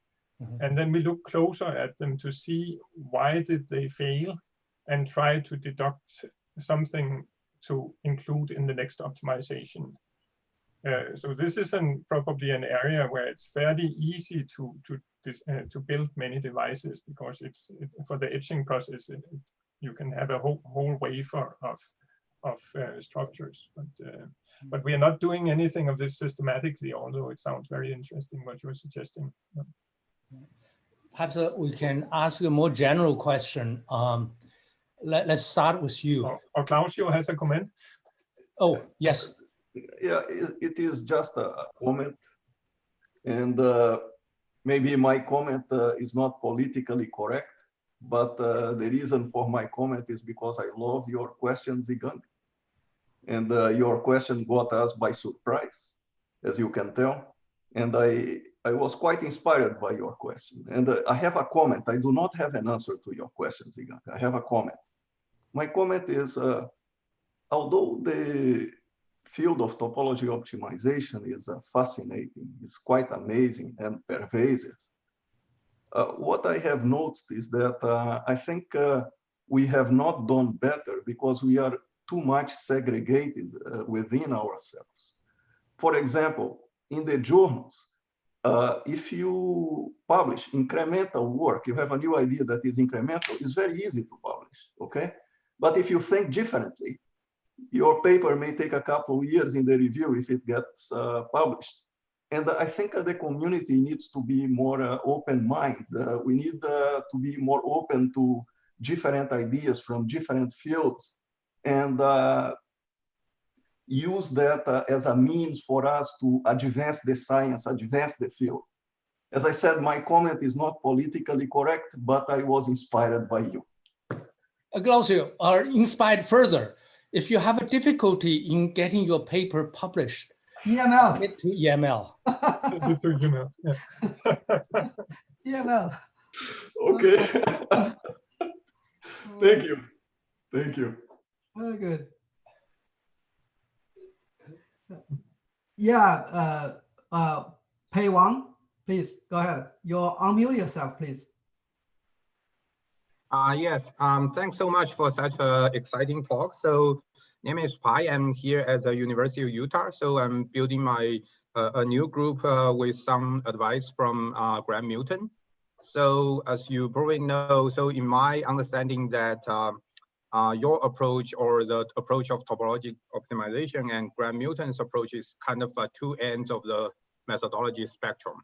So my question to you is really, what do you think the limitation of the topology optimization here is, or is there any room for the Milton approach, or do you think the topology optimization can really do it all? Well, I'm not sure that there's much discrepancy between Milton and me. So we are using Graham's insight for optimal microstructures in our tools. And so he sort of looks at the periodic problem or extracts properties or finds ways. So I think there's no competition or discrepancy between the two approaches there. But he also looks into some very advanced physics problems, which actually goes beyond what I can grasp. But I see a lot of potential if you can actually grasp what he is suggesting, and you could then put that into topology optimization models and do quite amazing things that may need to be published in EML because it's so crazy. But yeah. Do you have any other comments about the potential or possible limitation of topology optimization in the future? No, I can go back to this statement that if you can model it, we can optimize it, and somehow it has to be on a discretized structure, and the model has to be reliable. Because if you're not good at modeling it, for sure the optimization will optimize the error. It will take advantage of the flaws that you may have in your model. Another thing is probably we have tried earlier to go into atomistic simulation, so looking at individual atoms and selecting between different elements of the periodic table. But there, with the density functional theory, is so complex and has so many interaction potentials and all this stuff that you just get in. There are too many local minima there, and not really a gradual transition from one atom to another atom there. So that's one of the few cases where we sort of gave up using gradient-based approaches. But who knows? Maybe somebody can take it up again. But otherwise, if you have a fairly well-behaved model that is not too complex, we can definitely optimize it.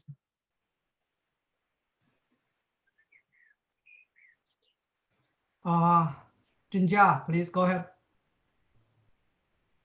Hi, Professor Sigmund. Thanks for the fantastic talk. So I have a question. So in my university, we have a very big group working on designing soft robotics used in the deep sea. So the goal is to reduce the mechanical stress caused by the high hydrostatic pressure at the bottom of the ocean. So we believe we need to optimize the shape, the size, the material property, and even the topology of the robotics of the machine. So my question is, basically, I know almost nothing about topology optimization. So my question is, in topology optimization, can we optimize all those parameters I mentioned above simultaneously, just in one simulation? Is that possible? Or do we need to run like multiple simulations? You would probably, we call it load cases. So you would have different load cases, one simulating the hydrostatic pressure, maybe one simulating propulsion, another whatever. So you would have different load cases, and each of these load cases could either be combined into a single objective function, or it could have lead to constraints or something like that. But essentially, it's no problem to combine various physical or load case aspects. That's definitely possible. Okay, thank you. Deepak, it's your turn. Hi, Prof. Sigmund. Thank you very much for a wonderful and inspiring talk about topology optimization.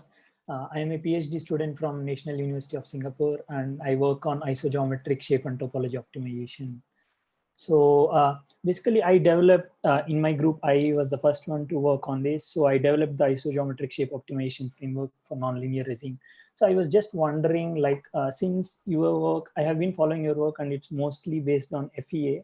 So like, and I saw today that some of the simulations has so much of computational time. So like, since it's been recently established that IGA, isogeometric analysis, is a powerful tool. So like, did you explore isogeometric analysis as an alternative to reduce the time? Because one of my contribution towards PhD is in that direction. So I just want to know, like why didn't you consider isogeometric analysis to reduce the time? Or like, do you see any difficulties with the isogeometric topology optimization? Good question. So I actually have two papers on using isogeometric analysis for shape optimization. The last one just appeared a few days ago together with Benjamin Kriegesmann from Hamburg and his student Lüdecker. But both these approaches consider that you had a given topology and then you would optimize the shape around it. Yeah. And this is definitely important, but it doesn't allow you the freedom to find a new topology. I know that there are people who are actually taking the isogeometric analysis and then locally allowing density variations into that aspect. But I would then believe that you are back into the same thing, that to accurately model that kind of freedom, then you need a very high order interpolation scheme, and then you are back in something that gets expensive. So I'm not convinced that you will save time, and but definitely you get this accuracy of the description of the boundaries that you sometimes want. And so again, you can combine it, get the rough topology from a density approach, and then convert it to something that has a better boundary description. Okay, thank you. So Ole, I have another question. So we know that for any minimization problem, so we are surfing on the energy landscape. how do you know that your minimization algorithm actually find the global minimum?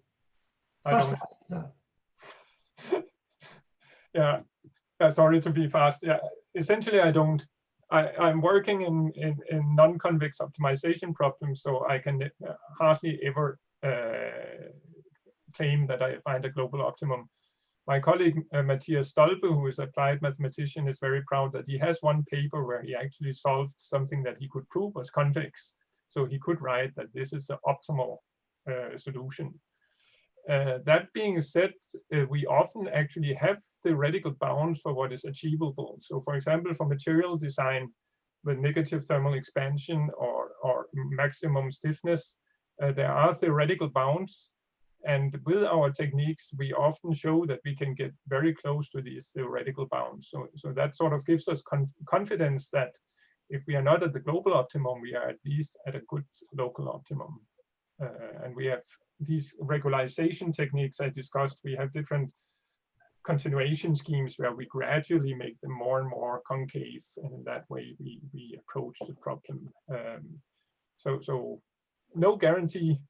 Short answer, no, but we have tools to get good designs. Sure. Sulin, Victor Huang has raised his hand. Victor, please go ahead.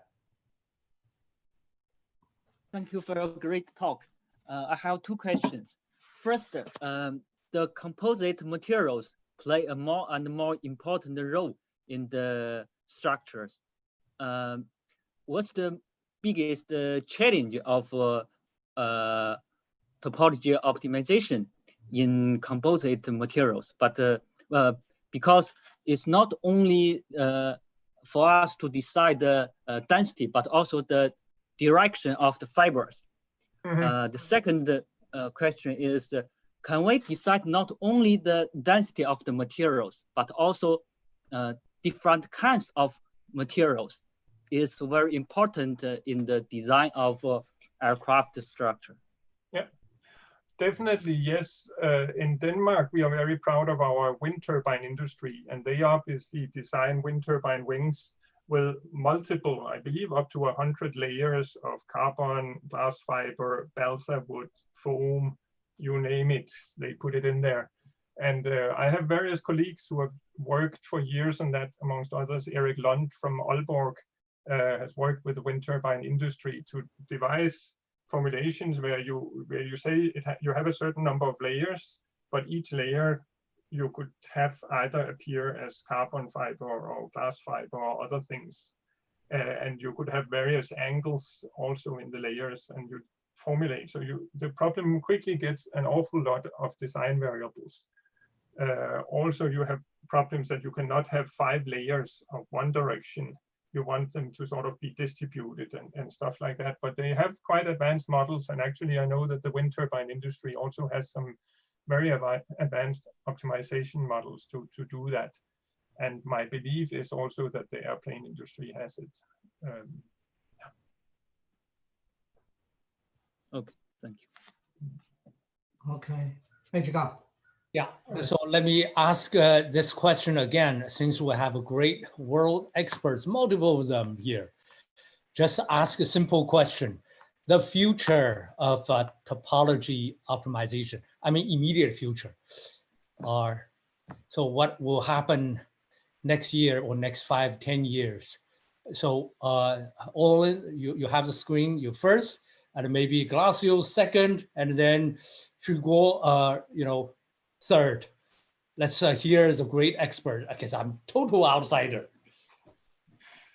Okay, my overarching goal is the efficiency. So essentially making high resolution topology optimization interactive, because this interactivity really makes it possible to try out, change various things, and in that way for a design engineer converge to the actual goal. This process of starting something and having to wait for 3 hours is simply not productive. So this is the efficiency, and I've shown different directions that we do that for is a main thing. And then probably the nonlinearities for geometrical and material nonlinearities, fatigue, and all these things. I think Norman Fleck gave a nice overview of interesting design challenges in his talk a few weeks ago and stuff. So this is my take on it. Mm-hmm.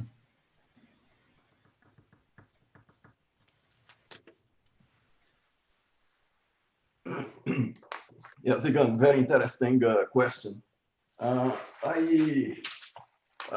would say, let's say I will try to answer your question according to my view in the short term and then the longer term. Okay. And also my answer, let's say the short term relates to the previous question that you asked us. For example, and again, these are my views, okay? For example, the stress constraint problem. I will talk about that in the short term. It took so many years, and even now, and this is related to my first question to Ole, even now, if you look at the journals, every day you have one more aggregation scheme to aggregate stress, to treat stress like a scalar, you know? Then there are hundreds, thousands of ways to aggregate stress, and even now in the journals, each week we have more papers in this subject. How many times we need to aggregate? N+1? We need a different way to think about the problem, and now I am glad I saw Ole, he presented today. I think this is the right way to go. I was very happy to see he's using the local approach. I think when I was an undergrad, the first time I learned about stress, I learned it is local. It is a local quantity. That's what I understand. Then, for example, in the near future, then I would expect that for problems like stress constraints, that we follow the local approach, because I think this is the right way to go. Now, in the longer term, I think that we probably need to have better approaches, for example, for multi-physics, multi-objectives. And the reason for multi-physics is because this opens up. It's not because the community is not able to deal with those problems. People in these groups, they are extremely clever. They can do it, no problem. But the reason I like the multi-physics approach is because it opens up an opportunity for us to get outside our silos, okay? For us to understand other fields, and then for us at the end, for the sum of the parts to be bigger than the whole. That's the reason I like it, and that's the reason I see that as a great opportunity in the future. And finally, another approach that, another idea that I think will flourish in the next few years in the field of topology optimization is exploring the ideas of artificial intelligence and machine learning. I think this is a new idea. This is quite incipient now, and that's the way a new field goes. In the beginning, you try many things, and probably whatever appears in the beginning is not what is going to last, but it's good. And I think we need a different way of thinking about the artificial intelligence in topology optimization, and it offers a tremendous potential. And maybe I can make a comment to Ole, because this relates to something he just said. He said, for example, using AI, what you want to see is the design of, for example, the airplane wing. And what happened, Ole, is that what we have done right now, we just achieved this. We got almost the same design that you got using AI with just a tiny amount of computational resources. And as soon as I finish this piece of work, I'll send it to you. This is my answer to you, Zhang. Okay, thank you. Here is your turn, I guess.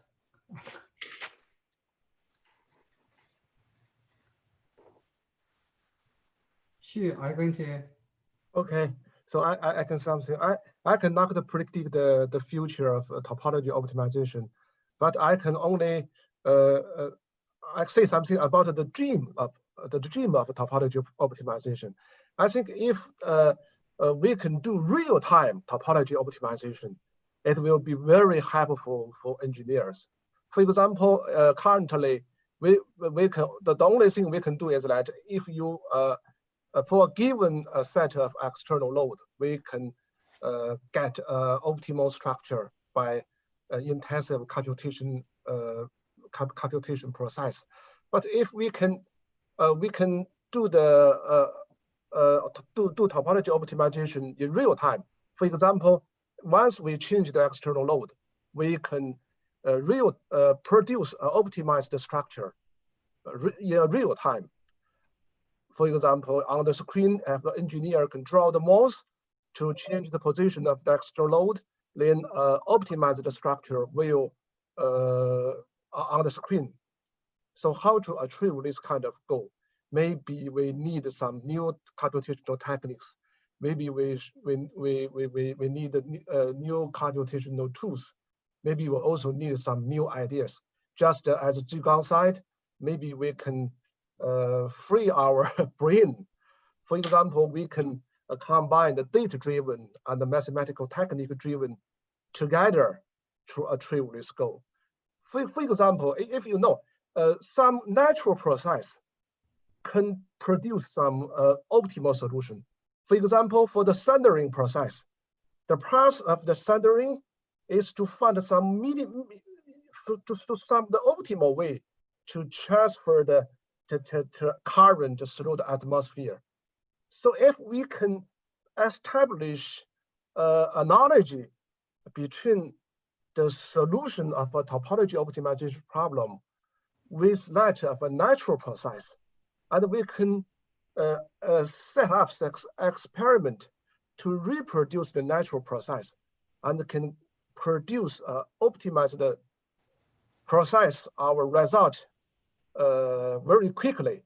Then we can, just as Zhang said, we can collect a huge sample of optimized solutions corresponding to different external loads in a very short time.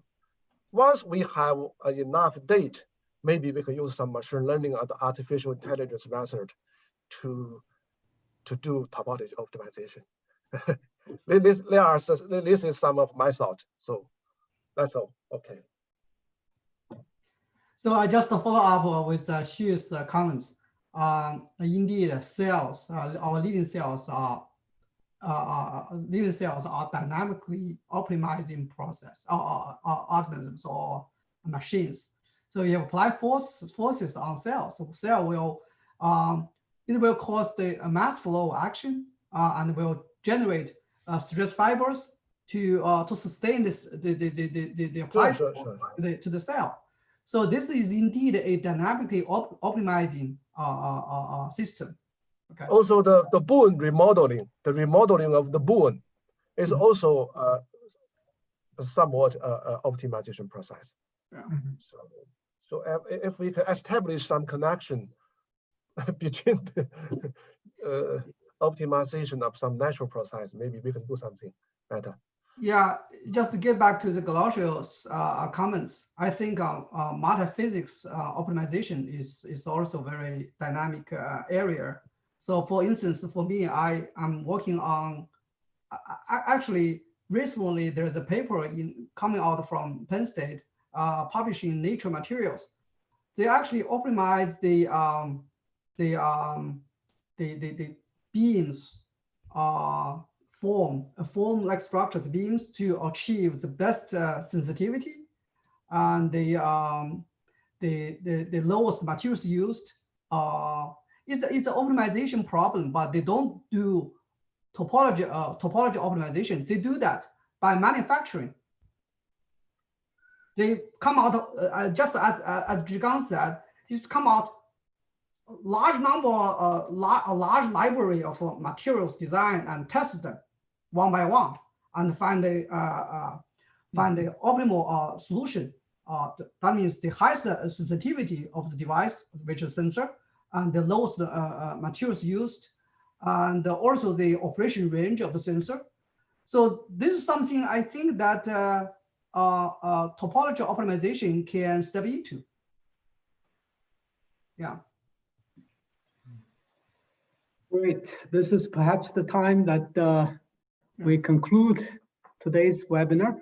Before we do that, let me introduce Michael Dickey from North Carolina State University. He's going to give next week's webinar on the topic liquid metals at the extreme.